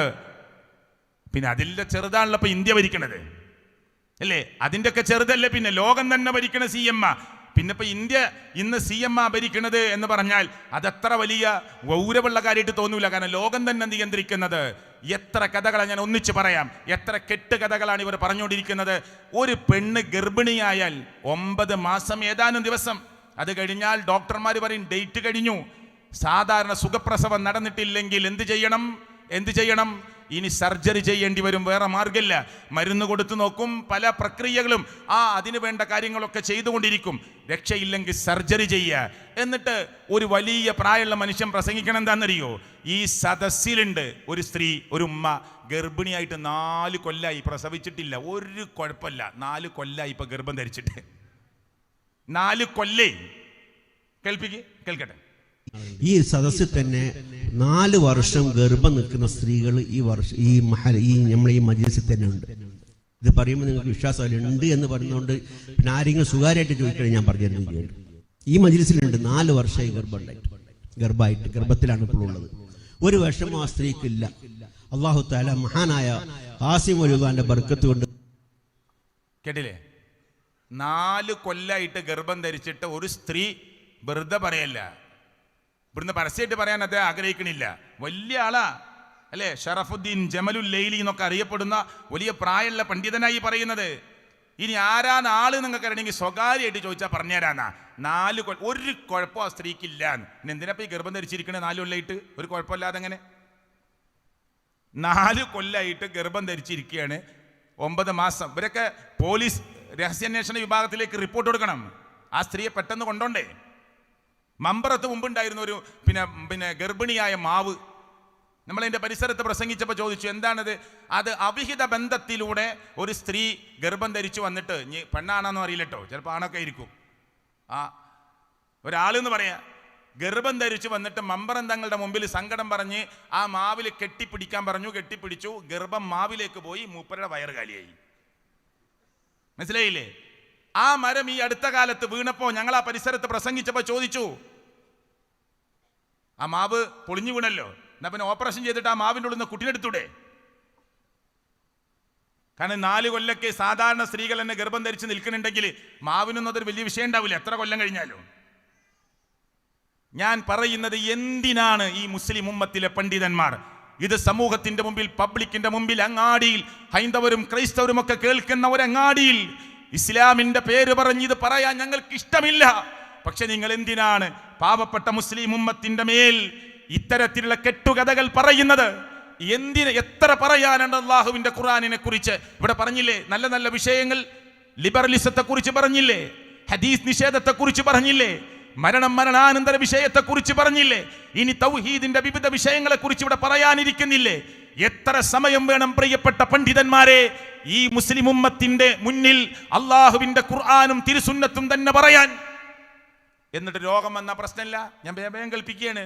എൻ്റെ നാട്ടുകാരനായ റഹ്മത്തുള്ള കാസിമി മുത്തേടം, ഞങ്ങൾ അടുത്തടുത്ത പ്രദേശ, അദ്ദേഹം പറയണത് ക്യാൻസറിന് വരെ ആ സദസ്സിൽ വെച്ച പച്ചവെള്ളം മതിയെന്ന അദ്ദേഹം തന്നെ പറയട്ടെ. എന്നാൽ അതെൻ്റെ ആ മട്ടം പോലെ ദിവ്യാനുരാഗത്തിൻ്റെ സദസ്സിൽ വെള്ളം വെക്കണം, എന്നിട്ട് ആളുകൾക്ക് രക്ഷിപ്പ് ഉണ്ടാവും. അള്ളാഹിനെ പറ്റിയല്ലേ പറയണത്? നിങ്ങളിൻ്റെ പിന്നാലെ 100 കണക്കിന് ആഴ്ചകൾ കൂടിയിട്ട് ഒരു തുള്ളി വെള്ളം ഞാൻ അടച്ചില്ല. എന്തുകൊണ്ട്? എനിക്കതിന് സമ്മതമില്ല. പിന്നെ സമ്മതത്തിൻ്റെ ആൾ പറഞ്ഞു, ഇപ്പോൾ നിനക്കവിടെ വെള്ളം വെക്കാൻ സമ്മതമുണ്ട്, ഇനി വെള്ളം വെച്ചു. വെള്ളം വെച്ചു. എത്ര ആൾക്ക് ഷിഫുണ്ടായി? അതിൻ്റെ ഷിഫയല്ല, അത് മുസ്തഫ നബിയിലൂടെ കടന്നു വരുന്ന മുഹമ്മദിയത്തിൻ്റെ ഷിഫ. ആ വെള്ളം കുടിച്ച ക്യാൻസർ മാറും. ആ വെള്ളം കുടിച്ച ക്യാൻസർ മാറും. എനിക്കൊരു ഗുളികയില്ല. 40 വയസ്സ് മുതൽ മറ്റേ പറയാം ഷുഗറുണ്ട്.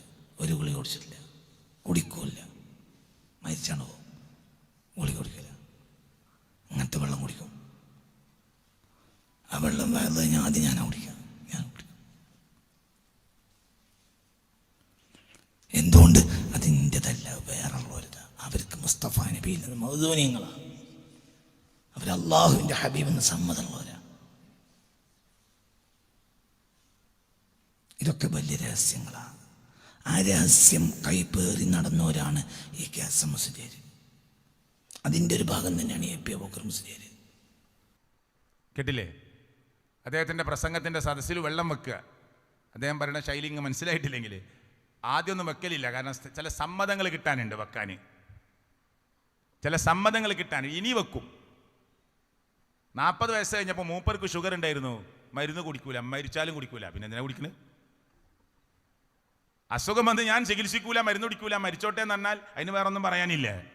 എന്നിട്ട് അദ്ദേഹം പറഞ്ഞു, ഇപ്പം ചില സമ്മതങ്ങൾ കിട്ടിയിട്ടുണ്ട്. അത് മുഹമ്മദീയത്തിൻ്റെ സമ്മത. മുഹമ്മദ് റസൂൽ കരീം സല്ലല്ലാഹു അലൈഹി വസല്ലം ഇങ്ങനെ അനുവാദം വാങ്ങി ഇപ്പം അദ്ദേഹത്തിനോട് സംസാരിച്ച ഒരു അനുവാദത്തിൻ്റെ ഒരു പെർമിഷൻ അദ്ദേഹത്തിന് കിട്ടിയിട്ടുണ്ട്. ഇനി വെക്കും. അത് ഫസ്റ്റ് ഞാൻ തന്നെ കുടിക്കും. ക്യാൻസറിൻ്റെ മരുന്നാണ്. ക്യാൻസർ പമ്പ കിടക്കും. എത്ര ആളുകൾ, എത്ര രോഗികളാണ് ക്യാൻസർ സെൻ്ററിലൊക്കെ ഇങ്ങനെ പ്രയാസപ്പെട്ട് നിൽക്കുന്നത്.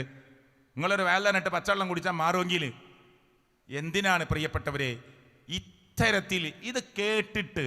ഇതൊന്നുമല്ല, ഇതൊക്കെ സാധാരണ ഒരു സമൂഹത്തിൻ്റെ മുമ്പിൽ കേൾപ്പിക്കാൻ പറ്റുന്നത് മാത്രം കേൾപ്പിക്കുകയാണ്.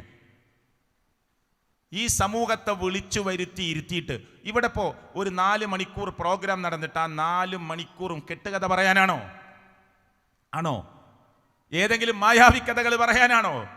ലോകത്തിൻ്റെ രക്ഷിതാവായ റബ്ബിലേക്ക് വിളിക്കാനാണ്, അള്ളാഹുവിലേക്ക് വിളിക്കാനാണ്. എന്നെ കേൾക്കുന്ന മുഅ്മിനീങ്ങളെ, എന്നെ കേൾക്കുന്ന മുസ്ലിങ്ങളെ, ഇത് നിരീക്ഷിക്കാൻ വേണ്ടി കേട്ടുകൊണ്ടിരിക്കുന്നവരെ, എന്താണ് ഇവർ പറയുന്നത് എന്ന് അറിയാൻ വേണ്ടി കേട്ടുകൊണ്ടിരിക്കുന്നവരെ, ലോകത്തിൻ്റെ രക്ഷിതാവായ റബ്ബിലേക്ക് നിങ്ങൾ മടങ്ങൂ എന്ന് പറയാനാ. നിങ്ങളുടെ പ്രാർത്ഥനയുടെ മുച്ചൂട് രംഗങ്ങളും അവരിലേക്ക് സമർപ്പിക്കൂ എന്ന് പറയാനാ. 5 നേരം കൈകെട്ടി നിന്നുകൊണ്ട് ഇയ്യാക നഅ്ബുദു വ ഇയ്യാക നസ്തഈൻ എന്ന് റബ്ബ് നമ്മളെ കൊണ്ട് പറയിപ്പിക്കുന്നത് വെറുതെയല്ല. അൽഹംദുലില്ലാഹി റബ്ബിൽ ആലമീൻ. ലോകരക്ഷിതാവായ റബ്ബിനാകുന്നു, അല്ലാഹുവിനാകുന്നു സർവസ്തുതി. അവൻ കാരുണ്യവാനാണ്, അവൻ കരുണാനിധിയാണ്, അവനാണ് പ്രതിഫല നാളിൻ്റെ ഉടമസ്ഥൻ. ഇതൊക്കെ പറയിപ്പിച്ചിട്ട് 5 നേരം, ഒരു ദിവസം 5 നേരം 17 തവണ സുന്നത്തിലല്ലാതെ ഫർളിൽ മാത്രം കൈകെട്ടി നിർത്തിക്കൊണ്ട് നമ്മളെ കൊണ്ട് പ്രതിജ്ഞ ചെയ്യിപ്പിക്കുകയാണ് അല്ലാഹ്. ഇയ്യാക നഅ്ബുദു വ ഇയ്യാക നസ്തഈൻ. നിന്നെ മാത്രമേ ഞങ്ങൾ ആരാധിക്കുകയുള്ളൂ, നിന്നോട് മാത്രമേ ഞങ്ങൾ സഹായതേട്ടം നടത്തുകയുള്ളൂ. അല്ലേ? പറയൂ നബിയേ, ഖുൽ ഇന്നമാ അദ്ഉ റബ്ബി. ഞാൻ എൻ്റെ റബ്ബിനോട് മാത്രമേ ദുആ ചെയ്യുകയുള്ളൂ. ഇങ്ങനെയുള്ള കറകളഞ്ഞ ഈ തൗഹീദിലേക്ക് നിങ്ങളെ വിളിക്കാനാ. അന്ധവിശ്വാസത്തിന്റെയും ഷിർക്കിന്റെയും പ്രചാരകരായി പലതും ഇവിടെ പറഞ്ഞുകൊണ്ടിരിക്കുന്നു എന്ന് കേൾപ്പിക്കുന്നത് ഇതൊരു രസകരമായി കേൾപ്പിക്കാനല്ല, ആർക്കും ചിരിക്കാനല്ല. എനിക്കും നിങ്ങൾക്കും കേൾക്കുമ്പോൾ ദുഃഖമാണ് ഉണ്ടാവേണ്ടത്. ഈ മുസ്ലിം ഉമ്മത്തിന്റെ പണ്ഡിതന്മാർക്ക് നേതൃത്വം കൊടുക്കുന്ന ഉമറാക്കൾക്ക്, ഇതിന് നേതൃത്വം കൊടുക്കുന്ന ആലിമീങ്ങളെന്ന് അവകാശപ്പെടുന്നവർക്ക് എന്തു പറ്റി എന്ന് ആശ്ചര്യഭരിതരായി ഞാനും നിങ്ങളും ചിന്തിക്കുന്നതിന് വേണ്ടിയാണ് ഈ കാര്യം നിങ്ങളെ കേൾപ്പിച്ചുകൊണ്ടിരിക്കുന്നത്. ഇത് മാത്രമല്ല, മരിച്ചുപോയ ആളുകൾ വരെ അവരുദ്ദേശിക്കുന്ന സമയത്ത് അവിടെ മുമ്പിൽ വരും. ചിലപ്പോൾ നിങ്ങൾക്ക് ശരീരം കാണാൻ പറ്റിയില്ലെന്ന് വരാം, എന്നാൽ ശരീരം കണ്ടുകൊണ്ടും വരും. അപ്പൊ ഞാൻ നേരത്തെ പറഞ്ഞല്ലോ, ഖബറിൽ നേരിട്ട് സംസാരിക്കുക ഒക്കെ ഉണ്ട്. പിന്നെ മരിച്ചു എന്ന് പറയുന്നത് എന്താണ്, എന്തിന്റെ അടിസ്ഥാനത്തിലാണ് കേൾപ്പിക്ക്, ചെറിയ സമയമുള്ളത്. അങ്ങനെ ഇരുമിൻ്റെ ആര് മരിക്കലില്ല. ഒരു മരിച്ചാൽ ഒരു അറുവാഹി അവിടെ ഉണ്ടാവും, അയാത്തുണ്ടാവും, വണ്ടി കൊടുത്ത് ഹാജരാവും. ഉസ്താദന്മാരൊക്കെ തന്നെ കൈപ്പറ്റ ഉസ്താദ് ഒപ്പാത്തായി പോയിക്കണമെങ്കിൽ നമുക്ക് ആവശ്യം ഉണ്ടാവുന്നിടത്ത് മൂപ്പര് ഹാജരാവും. അങ്ങനെ ഒരു വലിപ്പം പഠിക്കും. കൈപ്പറ്റ ഉസ്താദിന് അങ്ങനെ വലിപ്പമുണ്ട്. കൈപ്പറ്റ ഉസ്താദ് ഒപ്പാത്തായി പോയിക്കണമെങ്കിൽ നമുക്ക് ആവശ്യം ഉണ്ടാവുന്നിടത്ത് മൂപ്പര് ഹാജരാവും. അങ്ങനെ ഒരു വലിപ്പം പഠിക്കും. കൈപ്പറ്റ ഉസ്താദിന് അങ്ങനെ വലിപ്പമുണ്ട്. നമുക്ക് ആവശ്യമുള്ളിടത്ത് മൂപ്പര് ഹാജരാവും.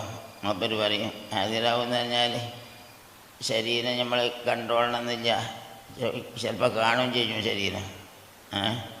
അപ്പോൾ മൂപ്പര് പറയാനുള്ളത് പറയും. അങ്ങനെയൊക്കെ പറഞ്ഞ മഹാനായിരുന്നു കൈപ്പറ്റ ഉസ്താദ്.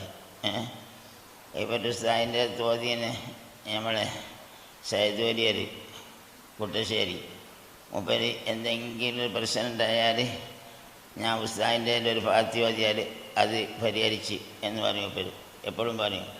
ഏത് സയ്യിദ് വലിയർ ഉസ്താദിനെ പറ്റി പറയും, എനിക്ക് എന്തെങ്കിലും ഒരു വിഷമമുണ്ടായാൽ ഉസ്താദിൻ്റെ ഒരു ഫാത്തിയാണ്ട് ഓതിയാൽ മതി, അപ്പോൾ ആ കാര്യം പരിഹരിക്കും എന്ന് പറയുന്നുണ്ട്. കേട്ടില്ലേ?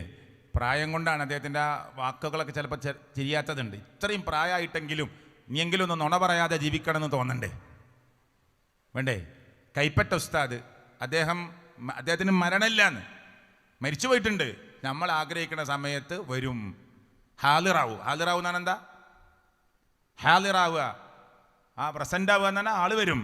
ചിലപ്പോൾ നമുക്ക് ശരീരം കാണാൻ പറ്റൂല, ചിലപ്പോൾ ശരീരവും കാണും. ഇപ്പം ഈ CM-നെ കുറിച്ച് പറഞ്ഞ് ഇവരെന്താ പറയണ അറിയോ? CM-നെ കണ്ടവർ സ്വർഗത്ത് പോകുന്ന ഒരു ഉസ്താദിൻ്റെ പ്രസംഗം അന്ന് ഞാൻ പൊടുന്നില്ല. വേറൊരു ഉസ്താദ് പറയണത് CM-നെ കണ്ടവർ സ്വർഗത്ത് പോകുന്ന പറഞ്ഞാൽ അപ്പം ഇനി കാണാത്തവർക്കൊരു സങ്കടമായല്ലോ. അപ്പം അദ്ദേഹം വേണ്ട മുമ്പ് കുളിച്ചിരുന്ന കുളത്തിൽ ഇപ്പോഴും CM വരാറുണ്ട് എന്ന്. അപ്പം ഇനി കാണാനുള്ള ചാൻസ് ഉണ്ട്. മനസ്സിലായില്ലേ? CM-നെ കണ്ടവർക്ക് സ്വർഗ്ഗമാണെന്ന് പറഞ്ഞാൽ അപ്പോൾ കാണാത്തവർക്ക് സങ്കടമായല്ലോ. അപ്പോൾ CM മുമ്പ് കുളിച്ചിരുന്ന കുളത്തിൽ ഇപ്പം ഇടയ്ക്ക് കുളിക്കാൻ വരലുണ്ട് എന്ന്. അപ്പോൾ ഇവർ ഈ മരിച്ചു എന്നൊക്കെ പറഞ്ഞ് ഇവരെന്താണ് സമൂഹത്തെ പഠിപ്പിക്കുന്നത്? അപ്പോൾ കൈപ്പറ്റ ഉസ്താദ് ഭയങ്കര വലിപ്പാണ്. വലിപ്പം എന്ന് പറഞ്ഞാൽ അദ്ദേഹത്തിൻ്റെ ശൈലിയാണ്, ഭയങ്കര സംഭവമാണെന്ന് പറയില്ലേ നമ്മൾ. അതാണ് കൈപ്പറ്റ ഉസ്താദ്, വലിയ വലിപ്പാണ്. നമ്മൾ വിചാരിക്കുമ്പോൾ ആഗ്രഹിക്കുമ്പോൾ നമ്മുടെ മുന്നിൽ വരും. ഇങ്ങനെ വെറും കഥകൾ. ഇത് വളരെ പ്രായമുള്ളവരുടെ കൂട്ടത്തിലെ പണ്ഡിതനാ അല്ലേ? എന്നാൽ ജിഫ്രി മുത്തുക്കോയ തങ്ങൾ തന്നെ പറയണത് നബി വരെ വല്ല സ്റ്റേജിൽ വരുന്ന. ഞാൻ എല്ലാറ്റിനും കൂടി ഒരുമിച്ച് പറയാം. ഇതൊക്കെ ഇപ്പോൾ ആയത്തദീസം വെച്ചിട്ട് ഈ നുണക്ക് നമുക്കൊന്നും മറുപടി വരാൻ കഴിയില്ല. എന്താണ് ജിഫ്രി മുത്തുക്കോയ തങ്ങൾ തന്നെ അതിൻ്റെ പിന്നെ പറയുന്നത്? അതിനു മുമ്പ് പിന്നെ ഇങ്ങളെ നാട്ടിലല്ലേ ബായാർ തങ്ങൾ, ഈ പരിസരത്തല്ലേ ബായാർ തങ്ങൾ കേട്ടോ. എന്ത് അദ്ദേഹം നബി 5 തവണ കണ്ടിട്ടുണ്ട് എന്നാ. നഊദുബില്ല. ഒന്ന് പെട്ടെന്ന് കേൾപ്പിക്കേ. ഒരു ക്രിസ്ത്യാനികളായിട്ടൊക്കെ ഉണ്ടായ ആ സംഭവത്തിന്റെ ഒന്ന് മൂപ്പര് പറയലുണ്ട്. അവിടെ യഥാർത്ഥത്തിൽ അത് റസൂലുള്ളാഹി സ്വല്ലല്ലാഹു അലൈഹി വസല്ലമ തങ്ങൾ ആ സ്റ്റേജിലുണ്ടായിരുന്നു എന്ന് മൂപ്പര് പറയലുണ്ട്. അവിടെ യഥാർത്ഥത്തിൽ അത് റസൂലുള്ളാഹി സ്വല്ലല്ലാഹു അലൈഹി വസല്ലമ തങ്ങൾ ആ സ്റ്റേജിലുണ്ടായിരുന്നു എന്ന് മൂപ്പര് പറയലുണ്ട്. അവിടെ യഥാർത്ഥത്തിൽ അത് റസൂലുള്ളാഹി സ്വല്ലല്ലാഹു അലൈഹി വസല്ലമ തങ്ങൾ ആ സ്റ്റേജിലുണ്ടായിരുന്നു എന്ന് മൂപ്പര് പറയലുണ്ട്. മൂപ്പര് പറഞ്ഞത് ആരും കണ്ട് കയറണ്ടാന്ന് ആ സ്റ്റേജിൽ. ഇതിനെപ്പറ്റി പറയുന്നുണ്ട്. ഇവിടെ വ്യക്തികളൊക്കെ സ്റ്റേജിൽ കയറ്റിയാൽ അവിടെ റസൂലൊന്നും വരൂല, അവിടെ ഞാൻ ഒറ്റക്ക് മതി, അവിടെ എല്ലാം അവിടെ താഴ്ത്തി ഇരുന്നാ മതി. സ്റ്റേജിക്കാർക്ക് ആ കയറ്റിയില്ല ആരും. അതാ സ്റ്റേജിക്കാരും കയറേണ്ടതാണ്. റസൂലൊക്കെ സ്റ്റേജിലുണ്ടെന്നാ മൂപ്പര് പറയില്ലേ. കേട്ടില്ലേ? ക്രിസ്ത്യാനികളോട് നടക്കുന്ന ഒരു സംവാദത്തിൽ, മുഖാമുഖ പരിപാടിയിൽ സംഭവം നടന്നത് റഹ്മത്തുള്ള ഖാസിം പറയുന്ന ഇടക്കരയിലാണെന്നാ എൻ്റെ നാട്ടിൽ. റസൂലുള്ള അന്ന് സ്റ്റേജിൽ വന്നു എന്നാ. അതുകൊണ്ട് ശംസുൽ ഉലമ പറഞ്ഞു സ്റ്റേജ് നമുക്ക് ആരും കയറരുതെന്ന്. മൂപ്പരൊറ്റക്ക്, വേറെ ആരും കയറാൻ പാടില്ല. എന്താ കാരണം? സ്റ്റേജ് മേൽ ആരുണ്ട്? അള്ളാൻ്റെ റസൂലുണ്ട് സ്വല്ലല്ലാഹു അലൈഹി വസല്ലം. വേറെ ഇതൊക്കെ ഇടാൻ കുറേ സമയം വേണം. വേറെ ഉസ്താദ് വയനാട്ടിൽ വെച്ചിട്ട് CM, അതുപോലെ തന്നെ ഇവിടെ പിന്നെ വടകരൻ്റെ അപ്പുറമുള്ളൊരു സ്ഥലം വെച്ചിട്ട് CM കണ്ടു, നബിനെ 2 പ്രാവശ്യം കണ്ടുമുട്ടി, സംസാരിച്ച്, പിന്നെ വേർപ്പെടുന്നില്ല, ഒന്നിപ്പോൾ പറയണില്ല. അടുത്ത പെട്ടെന്ന് കൽപ്പിച്ച അതിൻ്റെ ബാക്കിയാണ് ബായാർ തങ്ങൾ. ഞാൻ ചോദിച്ചു, തങ്ങളെ നിങ്ങൾ മുത്തുനബി സല്ലല്ലാഹു അലൈഹി വസല്ലം തങ്ങളെ എത്ര തവണ കണ്ടിട്ടുണ്ട്? ഇൻഷാ അല്ലാഹ് ഈ മജ്ലിസിൽ വരുന്ന ബായാർ തങ്ങളെ മറുപടി, 5 തവണ ഞാൻ തങ്ങളെ കണ്ടിട്ടുണ്ട് സഖാഫി. അൽഹംദുലില്ലാഹ്. ഇതാണ് നൂറു സാദാത്ത് ബായാർ തങ്ങളുടെ നാവിനുള്ള അസറ്. അവരുടെ സ്വലാത്തിന്റെ മജ്ലിസുകൾക്കുള്ള പ്രാധാന്യം മദീനയുമായിട്ടുള്ള വലിയ കണക്ഷനാണ്.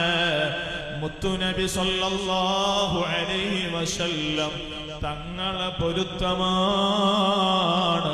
അല്ലാഹ് ഞങ്ങളെ സാദാത്തുക്കളെ ഉലമായിന്റെ പൊരിശ കൊണ്ട് സാധുക്കളായ ഞങ്ങൾക്കും തങ്ങളുമായിട്ടുള്ള ഒരു വലിയ ബന്ധം തരണേ അല്ലാഹ്. കേട്ടില്ലേ സുഹൃത്തുക്കളെ? ഈ പറഞ്ഞൊക്കെ 3 കാര്യങ്ങൾ കേട്ടു നിങ്ങൾ. ഒന്നെന്താണ്? മരിച്ചുപോയ പിന്നെ ഏത് തങ്ങളാ? കൈപ്പറ്റ ഉസ്താദ് ഇടക്ക് ഹാജരാവും. ജിഫ്രി മുത്തുക്കോയ തങ്ങൾ പറയുന്നത് സംവാദം നടക്കുന്ന വേദിയിൽ അള്ളാൻ്റെ റസൂൽ വന്നിരുന്നു. ബായാർ തങ്ങൾ 5 തവണ നബി സല്ലല്ലാഹു അലൈഹി വസല്ലമയെ കണ്ടു.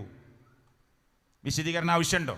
എത്ര കളവുകളാണ് പറയുന്നത്, എത്ര കളവുകളാണ് പറയുന്നത്. CM ജനൽ കൂടി വാലൈക്കും അസ്സലാം എന്ന് പറഞ്ഞു, ഒന്നും ഇടുന്നില്ല കേട്ടോ, പെട്ടെന്ന് പറയുക. CM കുറേ ആളുകൾ കാണാൻ നന്ന് ജനലിൻ്റെ മുന്നിൽ ഇങ്ങനെ ഉള്ളിലേക്ക് നോക്കിയിട്ട് പറഞ്ഞു വാലൈക്കും അസ്സലാം വറഹ്മത്തുള്ളാഹ്. അപ്പോൾ ആളുകൾ ചോദിച്ചു, നിങ്ങൾ ആരോടാ സലാം അടക്കുന്നത്? അതിവിടെ 2 ആളുണ്ട്, നിങ്ങൾ കാണില്ലേ? ഉണ്ട്. എന്നാൽ പോയിട്ട് വേഗം സ്വർഗം ചോദിച്ചോ, പെട്ടെന്ന് പോയി സ്വർഗം ചോദിച്ചോ. അപ്പോൾ ഈ ആള് നേരെ വാതിൽക്ക് കൂടി ഇറങ്ങി, പുറത്താണ് ഇവർ നിൽക്കുന്നത്. പുറത്ത് പോയിട്ട് സലാം പറയാൻ വേണ്ടി നോക്കുമ്പോൾ കുഴഞ്ഞു വീണു. അടുത്ത ആൾ പോയി തളർന്നു വീണു, അടുത്ത ആൾ പോയി കുഴഞ്ഞു വീണു. അപ്പോൾ CM പറഞ്ഞു വാലൈക്കും അസ്സലാം വറഹ്മത്തുള്ളാഹി, ആയിക്കോട്ടെ. ഇവരിങ്ങോട്ട് തന്നെ വന്നു, തളർന്നു വീണുപോലെ. ആരായിരുന്നു അത്? അതിൻ്റെ പട്ടാളാ. എന്നാൽ പട്ടാള ആരാ? ഒന്ന് ജിബ്രീൽ, ഒന്ന് മീക്കായിൽ. മനസ്സിലായില്ലേ? അപ്പം ജിബ്രീലൊക്കെ വന്നിട്ട് ജനൽ കൂടി ഇങ്ങനെ നോക്കിക്കുക. കഞ്ഞി കുടിക്കുമ്പോൾ പുറത്തൊരാളിരിക്കുന്നുണ്ട്. ഉമ്മ CM ചോദിച്ചു, ആരാ പുറത്തിരിക്കണത്? കഞ്ഞിക്ക് വിളിക്കാത്ത എന്താ? അത് വേണ്ട. കഞ്ഞി കുടിച്ച് കഴിഞ്ഞിട്ട് ഉമ്മ ചോദിച്ചു, ആള് പോയല്ലോ, ആരായിരുന്നത്? അത് ജിബ്രീലാ. കുറച്ചു നേരം കാത്തിരുന്നിട്ട് CM വരുന്നില്ല എന്ന് കണ്ടപ്പോൾ പുറത്തുനിന്ന് തിണ്ടുമ്പോൾ എണീറ്റ് പോയി. ഈ കഥകൾ മുസ്ലിം ഉമ്മത്തിനോട് പറഞ്ഞുകൊണ്ടേയിരിക്കുകയാണ്. ഇത് അന്ധവിശ്വാസവും തോന്നിവാസവും അനാചാരങ്ങളും സർവ്വതും കൂട്ടിക്കുഴച്ച് പറയുന്നത് ഈ ഉമ്മത്തിനെ കെട്ടുകഥയിൽ നിർത്താനാണ്, അല്ലേ? അങ്ങനെ ഒരു കാലം ഉണ്ടായിരുന്നു കേരളക്കരയിൽ. ഈ കേരളക്കരയിൽ അങ്ങനെ ഒരു കാലമുണ്ടായിരുന്നു. നഫീസത്ത് മാല പാടി പ്രസവിക്കുന്ന കാലം, പിഞ്ഞാനത്തിൽ എഴുതി കുടിക്കുന്ന കാലം. കുറെ മാറ്റങ്ങൾ ഉണ്ടെങ്കിലും ഇനിയും മാറാത്തതുണ്ട്, അല്ലേ? അങ്ങ് ഇറാഖിന്റെ ബാഗ്ദാദിന്റെ മണ്ണിൽ കിടക്കുന്ന ഷെയ്ഖ് മുഹീദ്ദീൻ റഹ്മത്തുള്ളാഹി അലൈഹി 1000 വട്ടം ജനലടച്ച് വാതിലടച്ച് റൂമിലിരുന്ന് വിളിച്ചാൽ മൊയ്തീൻ ഷെയ്ഖ് നമ്മുടെ റൂമിൽ വരുമെന്ന് വിശ്വസിക്കുന്നവർ അന്നും ഉണ്ടായിരുന്നു, ഇന്നുമുണ്ട് കേരളക്കരയിൽ, ഇല്ലേ? ആരെ? 1000 വട്ടം മൊയ്തീൻ ഷെയ്ഖിനെ വിളിച്ചാൽ റൂമിൽ വരുമെന്ന് ഈ പാവപ്പെട്ട മുസ്ലിം ഉമ്മത്തിന്റെ മേലെ പണ്ഡിതന്മാരെന്ന് അവകാശപ്പെടുന്നവർ പറഞ്ഞു കൊടുത്തതാ. ജനലടക്കണം, വാതിലടക്കണം, ലൈറ്റ് ഓഫ് ആക്കണം, എന്നിട്ട് ചുറ്റും ഇരിക്കണം, 1000 വട്ടം മൊയ്തീൻ ഷെയ്ഖിനെ വിളിക്കണം. വന്നു എന്നതിൻ്റെ അടയാളം നടുക്കൊരു അരിപ്പൊടി വിതരണം, മൈദ വിതരണം, അങ്ങനെ വലിയ കാലിൻ്റെ അടയാളം അതിൽ കാണും. അങ്ങനെ ലൈറ്റ് ഇടാൻ പറയും. 1000 വട്ടം വിളിച്ചു കഴിഞ്ഞാൽ ഇതാ വന്നിരിക്കുന്നു, കാലിൻ്റെ അടയാളമുണ്ട്, നടുക്കൊരു പാത്രത്തിൽ വെള്ളം വെച്ചിട്ടുണ്ട്, ആ വെള്ളം ഇങ്ങനെ ഇളകുന്നുണ്ട്. അപ്പോൾ ഒരു ബിരുദൻ ഒരു ചെറിയ ടോർച്ചും പിടിച്ചു നിന്നു. ഒരു 900 ഒക്കെ കഴിഞ്ഞപ്പോൾ ഒന്ന് മെല്ലെ അടിച്ചു നോക്കി. അപ്പോൾ മുഖ്യ കാലിൽ ഇങ്ങനെ നടക്കുക, പൊടി കൂടി. മനസ്സിലാകുന്നുണ്ടോ? ഈ സമ്പ്രദായം ഇന്നും നമ്മുടെ നാട്ടിൽ ഈ അന്ധവിശ്വാസം നിലനിർത്തുന്നു. എന്താണ് പ്രിയപ്പെട്ടവർ ഇതിൽ കിട്ടുക? ഇവിടെ പറഞ്ഞില്ലേ, മരിച്ചുപോയ കൈപ്പറ്റ ഉസ്താദ് വിളിച്ചാൽ ആവശ്യപ്പെട്ടാൽ ഹാദിറാവുന്ന്. അള്ളാന്റെ റസൂലിന്റെ മയ്യത്ത് തങ്ങളായ മുഹമ്മദ് മുസ്തഫ ശറഫുൽ ഖൽഖ് റസൂൽ സല്ലല്ലാഹു അലൈഹി വസല്ലമയുടെ ജനാസ മുന്നിൽ കിടക്കുമ്പോൾ അടുത്ത ഖലീഫ ആരാവണമെന്ന ചർച്ച നടക്കുമ്പോൾ ഏതെങ്കിലും ഒരു സഹാബി പോയി ചോദിച്ചോ? ഖബറിലേക്ക് പോലും വെച്ചിട്ടില്ല. പോയി ചോദിച്ചോ? അള്ളാന്റെ നബിയെ, പ്രവാചകരെ, ഇതാ അടുത്ത ഖലീഫയെ കുറിച്ച് ചർച്ച നടക്കുന്നു. മണിക്കൂറുകളായി ചർച്ച നീണ്ടുപോവുകയാണ്. ഒന്ന് പറയൂ നബിയെ എന്ന് പറഞ്ഞോ? സഹാബത്ത് ആരെങ്കിലും പറഞ്ഞോ? ജീവിതകാലത്ത് മഴ കിട്ടാതിരുന്നപ്പോൾ നബിയോട് ഞങ്ങൾക്ക് വെള്ളത്തിന് ക്ഷാമം വന്നിട്ടുണ്ട് എന്ന് പറഞ്ഞ സഹാബികൾ ആരെങ്കിലും മുത്തുനബിയുടെ ഖബറിന്റെ മുന്നിൽ ചെന്ന് ഞങ്ങൾക്ക് വെള്ളമില്ല എന്ന് സങ്കടപ്പെട്ടോ? കെട്ടുകഥയല്ലാതെ ഉണ്ടോ? ആയിഷ ബിബി റളിയല്ലാഹു അൻഹയുടെ റൂമിനുള്ളിലാണ് മുഹമ്മദ് റസൂൽ സല്ലല്ലാഹു അലൈഹി വസല്ലമയുടെ തങ്ങളുടെ ഖബറുള്ളത്. ഉപ്പ അബൂബക്കർ സിദ്ദീഖ് റളിയല്ലാഹുവിന്റെ ഖബറുള്ളത്. കൂട്ടുകാരൻ, പിന്നെ ഉപ്പാന്റെ കൂട്ടുകാരൻ, മുത്തുനബിയുടെ സഹാബത്തിന്റെ കൂട്ടത്തിൽ അഗ്രഗണ്യന്മാരായ സഹാബികളുടെ കൂട്ടത്തിൽപ്പെട്ട ഉമർ ഇബ്നുൽ ഖത്താബ് റളിയല്ലാഹു അൻഹു ഉള്ളത്. ആദ്യഘട്ടത്തിൽ ആയിഷ ബീവിയുടെ റൂമിൽ മുത്തുനബി സല്ലല്ലാഹു അലൈഹി വസല്ലമയുടെ ഖബറാണല്ലോ ഉള്ളത്. എന്നിട്ട് ആയിഷ ബീവി പട്ടിണിയിലാണ്, അല്ലേ? അബ്ദുറഹ്മാൻ ഇബ്നു ഔഫ് റളിയല്ലാഹു ആയിഷ ബീവിയുടെ ചെലവേറ്റെടുക്കുന്നത് ചരിത്രത്തിൽ കാണാം. അള്ളാന്റെ റസൂലിന്റെ ഖബറ് പ്രിയപ്പെട്ടവരെ റൂമിനുള്ളിൽ ഉണ്ടായിട്ട് ഒരു പൊട്ട് റിയാല്, അല്ലേ, ഒരു നയാ പൈസ അതിന്റെ മേൽ ഉണ്ടാക്കാൻ ശ്രമിച്ചോ? നമ്മുടെ ഉമ്മ ആയിഷ റളിയല്ലാഹു അൻഹ പട്ടിണി കിടക്കുകയായിരുന്നു. ലോകം കണ്ട ഏറ്റവും വലിയ തങ്ങളാകുന്ന മുത്തുനബിയുടെ ഖബർ റൂമിൽ ഉണ്ടായിട്ട് പട്ടിണിയിലാണ് ആയിഷ റളിയല്ലാഹു അൻഹ. എന്നിട്ടാണ് ഈ ഉമ്മത്തിനെ ഖബറുമായി ബന്ധപ്പെട്ടതും അല്ലാത്തതുമായ ചർച്ചയിലേക്ക് കൊണ്ടുപോയി അന്ധവിശ്വാസത്തിന്റെ കഥകൾ പറഞ്ഞ് മരിച്ചുപോയവർ തിരിച്ചു വരുന്നു എന്ന് പറഞ്ഞർ. അതേ, മരിച്ചവരെ രണ്ടാമത് ജീവിപ്പിക്കാൻ ഈ തങ്ങന്മാർക്കും സിഎമ്മിനും കഴിവുണ്ടെന്ന് പറഞ്ഞ് കെട്ടുകഥകളും, അതുപോലെ തന്നെ നബിയെ 1 തവണ കണ്ടു, 10 തവണ കണ്ടു, വയനാട്ട് വെച്ച് കണ്ടു, എടക്കരയിൽ കണ്ടു എന്നൊക്കെ പറഞ്ഞ് ആളുകളെ പിടിച്ചു നിർത്തുന്നത് ഖുർആനിൽ നിന്ന് അകറ്റാനാണ് എന്ന കാര്യത്തിൽ തർക്കമേയില്ല. ഇത് പറഞ്ഞാൽ പണ്ഡിതന്മാർക്ക് നമ്മോട് വെറുപ്പാണ്. ഞങ്ങൾക്ക് ഇവരോട് ഒരു വെറുപ്പുമില്ല, ഒരു ദേഷ്യവുമില്ല, ഒരു തോന്നിവാസത്തിന്റെ വാക്കും ഈ വ്യക്തികൾക്കെതിരെ ഞങ്ങൾ പറയില്ല, അധിക്ഷേപത്തിന്റെ ഒരു വാക്കും ഞങ്ങൾ ഉച്ചരിക്കുകയില്ല. മറിച്ച് എത്ര സ്ഥലത്താണ് അവർ നിങ്ങൾ കല്യാണം കഴിച്ചു കൊടുക്കരുത് എന്ന് പ്രസംഗിക്കുന്നു, അവർ ക്ഷണിച്ചാൽ പോകരുതെന്ന് പറയുന്നു, അവർ കല്യാണത്തിന് ക്ഷണിച്ചാൽ പോകരുതെന്ന് പറയുന്നു. ക്ലിപ്പിടാൻ നേരമില്ലാത്തതുകൊണ്ട് മംഗലാപുരത്തെ ഒരു ഉസ്താദ് പ്രസംഗിക്കുന്നത് അവര് കയറിയ ബസ്സിൽ മുന്നിൽ വഹാബി കയറിയ ബാക്കിൽ കയറരുത്, കാറ്റടിച്ച് ഞങ്ങൾ വഹാബിയാവുന്ന. ബാക്കിൽ ഒരു വഹാബി കയറണണ്ട, മുന്നിൽ നിങ്ങൾ കയറരുത്, കാറ്റടിച്ചാൽ നിങ്ങൾ വഹാബിയാകും, നിങ്ങളെ പരലോകം പോകുന്ന. വേറൊരു ഉസ്താദ് പറയണത് ഒലക്കണ്ട ചിരിക്കരുത് എന്നാ. അത് മാത്രം ഒന്ന് കേൾപ്പിക്കുക, എല്ലാം കേൾപ്പിക്കാൻ നേരല്ല. ഒരു സലഫിന്റെ മുഖത്ത് നോക്കി ചിരിച്ചെങ്കിൽ അമൻ ലഹിക ഇലാ വജ്ഹിൽ മുബ്തദഇ നസഅല്ലാഹു മിൻ ഖൽബിഹി നൂറൽ ഈമാൻ. പ്രത്യേകിച്ച് ശ്രദ്ധിക്കണം, ഒരു വഹാബിയുടെ മുഖത്ത് നോക്കിയിട്ട് ഏതെങ്കിലും ഒരു മുഅ്മിൻ ചിരിച്ചു പോയെങ്കിൽ നസഅല്ലാഹു മിൻ ഖൽബിഹി നൂറൽ ഈമാൻ, ഈമാന്റെ ഒരു പ്രകാശം എല്ലാവരുടെ ഹൃദയത്തിൽ എന്തിക്കും, ഒരു ഈമാന്റെ പ്രകാശിക്കും. ആ പ്രകാശം അല്ലാഹു തആല ഊരിയെടുക്കുന്നത് മഹാന്മാർ നമുക്ക് പഠിപ്പാടി തന്നാറ്. അതുകൊണ്ട് ഇത്തരം ആശയക്കാർ സലഫി പോലത്തെ വഹാബികൾ പോലത്തെ ഔലിയാക്കന്മാരെ നിഷേധിക്കുന്ന കുറേണ്ടത് സമയമില്ല. മുഖത്ത് നോക്കി ചിരിക്കാൻ പോലും പാടില്ല. ഇനി വേറെ ഉസ്താദിൻ്റെ ഒക്കെ ഉണ്ട്, ബസ് കയറിയാൽ കയറരുത്, ട്രെയിനിൽ കയറിയാൽ കയറരുത്. അള്ളാഹുവർക്കൊക്കെ പുറത്തു കൊടുക്കുമാറാകട്ടെ. എന്താ ഈ അന്ധവിശ്വാസങ്ങളെ എതിർത്തത് കൊണ്ട് അല്ലേ? നബി സല്ലല്ലാഹു അലൈഹി വസല്ലമയുടെ ജന്മദിനാഘോഷം നമ്മൾ നടത്താറില്ല. വിശദീകരണം മൂസ സലാഹിയുടെ പറയും ഇൻഷാ അല്ലാ. നബി സല്ലല്ലാഹു അലൈഹി വസല്ലമയുടെ ജന്മദിനാഘോഷം നമ്മൾ നടത്താറില്ല. സാധാരണക്കാർ ചിന്തിക്കാൻ വേണ്ടി പറയാ, അള്ളാന്റെ റസൂൽ നടത്തിയിട്ടില്ല. ശരി, സ്വന്തം ബർത്ത്ഡേ അല്ലേ, എന്നാൽ നബി സല്ലല്ലാഹു അലൈഹി വസല്ലമയുടെ പത്നിമാർ നടത്തിയിട്ടില്ല. അള്ളാഹുവിന്റെ റസൂൽ സല്ലല്ലാഹു അലൈഹി വസല്ലമ ലോകത്തൊന്ന് വിട പറഞ്ഞിട്ട് ആയിഷ ബീബി റളിയല്ലാഹു അൻഹ 40 കൊല്ലത്തോളം 4 പതിറ്റാണ്ടോളം ജീവിച്ചു. എത്ര റബീഉൽ അവ്വൽ കടന്നുപോയി. ഒരൊറ്റ റബീഉൽ അവ്വൽ മാസത്തിൽ ഇന്ന് നബിയുടെ ബർത്ത്ഡേ ആണ്, ജന്മദിനം എന്ന് പറഞ്ഞ് കാരക്കൻ്റെ ചീന്തെങ്കിലും ഒരു കഷ്ണമെങ്കിലും കൊടുത്തത് കിതാബിൽ പരതി നോക്കി ഇല്ല. ഭൂതക്കണ്ണട വെച്ച് പരിശോധിച്ചാൽ കിട്ടൂല. സ്വഹാബത്ത് ആരും നടത്തിയിട്ടില്ല, ആ 4 ഖലീഫമാർ നടത്തിയിട്ടില്ല. ഇല്ല പ്രിയപ്പെട്ടവരെ. അതുകൊണ്ട് അങ്ങനൊരു മൗലീദാഘോഷം നമ്മൾ നടത്താറില്ല. എന്നാൽ ഇവർ പറയണതോ മൗലീദാഘോഷം എന്തിനാണ് എന്ന് പെട്ടെന്ന് കൽപ്പിക്ക്. അവർ എൻ്റെ പ്രിയപ്പെട്ട മുഅ്മിനീങ്ങളെ, അവർക്ക് പറയാനുള്ളത് എന്താണെന്നറിയോ? ഞാൻ അഷ്റഫുൽ ഖൽഖ് സ്വല്ലല്ലാഹു അലൈഹി വസല്ലം തങ്ങളെ കൊടുവള്ളി വെച്ച് കണ്ട്, വയനാട്ടിൽ വെച്ച് കണ്ട്, അങ്ങനെ കണ്ടാൽ തറാവിയ മുടങ്ങിയാലും മങ്കൂസ് മൊഴി തുടങ്ങൂല. 11 പാടത്തെ പണിയാണെങ്കിൽ ഒരു തെറാവിനൊന്നും നിൽക്കൂല. അത് ഇഷമായിട്ട് ഞാൻ പോരും. പക്ഷെ എന്തുണ്ടാവും ഇഷമാരിമിൻ്റെ ഇടയിൽ മങ്കൂസ്. സുബ്ഹാനല്ലാഹ്, മോലേറ്റൊന്നും തലാട്ടില്ല കേട്ടോ. നിങ്ങൾ വിളിച്ചെങ്കിലേ മൗലൂദ് ഇപ്പോൾ റബീഉൽ മാസം കഴിഞ്ഞപ്പോൾ വലങ്കീസ് കായ് ഉണ്ടാവണം. കാരണം നിങ്ങൾ വിളിച്ചെങ്കിലേ ഉണ്ടാവുള്ളൂ. ചോറ് മാത്രം കൊടുത്താൽ പോരാ, പഴയ കാലത്ത് ഒരു ഹദിയൊക്കെ കൊടുക്കണം അല്ലേ? പണ്ടൊക്കെ ഞാനൊക്കെ ഓതി പഠിച്ചെന്നൊക്കെ 10 റുപ്യ കിട്ടില്ല ഒരു ചോന്ത കവറിൽ മൗലൂദിന് പോയാൽ. ഇപ്പൊ ആ സ്ഥാനത്തിന്റെ ഇപ്പുറം 2000 റുപ്യ കൊടുക്കണം. കാരണം ചെറിയ നോട്ട് ഇപ്പൊ 2000 ആണല്ലോ. ചോറ് മാത്രം കൊടുത്താൽ പോരാ, പഴയ കാലത്ത് ഒരു ഹദിയൊക്കെ കൊടുക്കണം അല്ലേ? മതി ഞാൻ സമയമില്ല. അപ്പൊ എന്തിനാണ് മൗലീദ് നടത്തുന്നത്?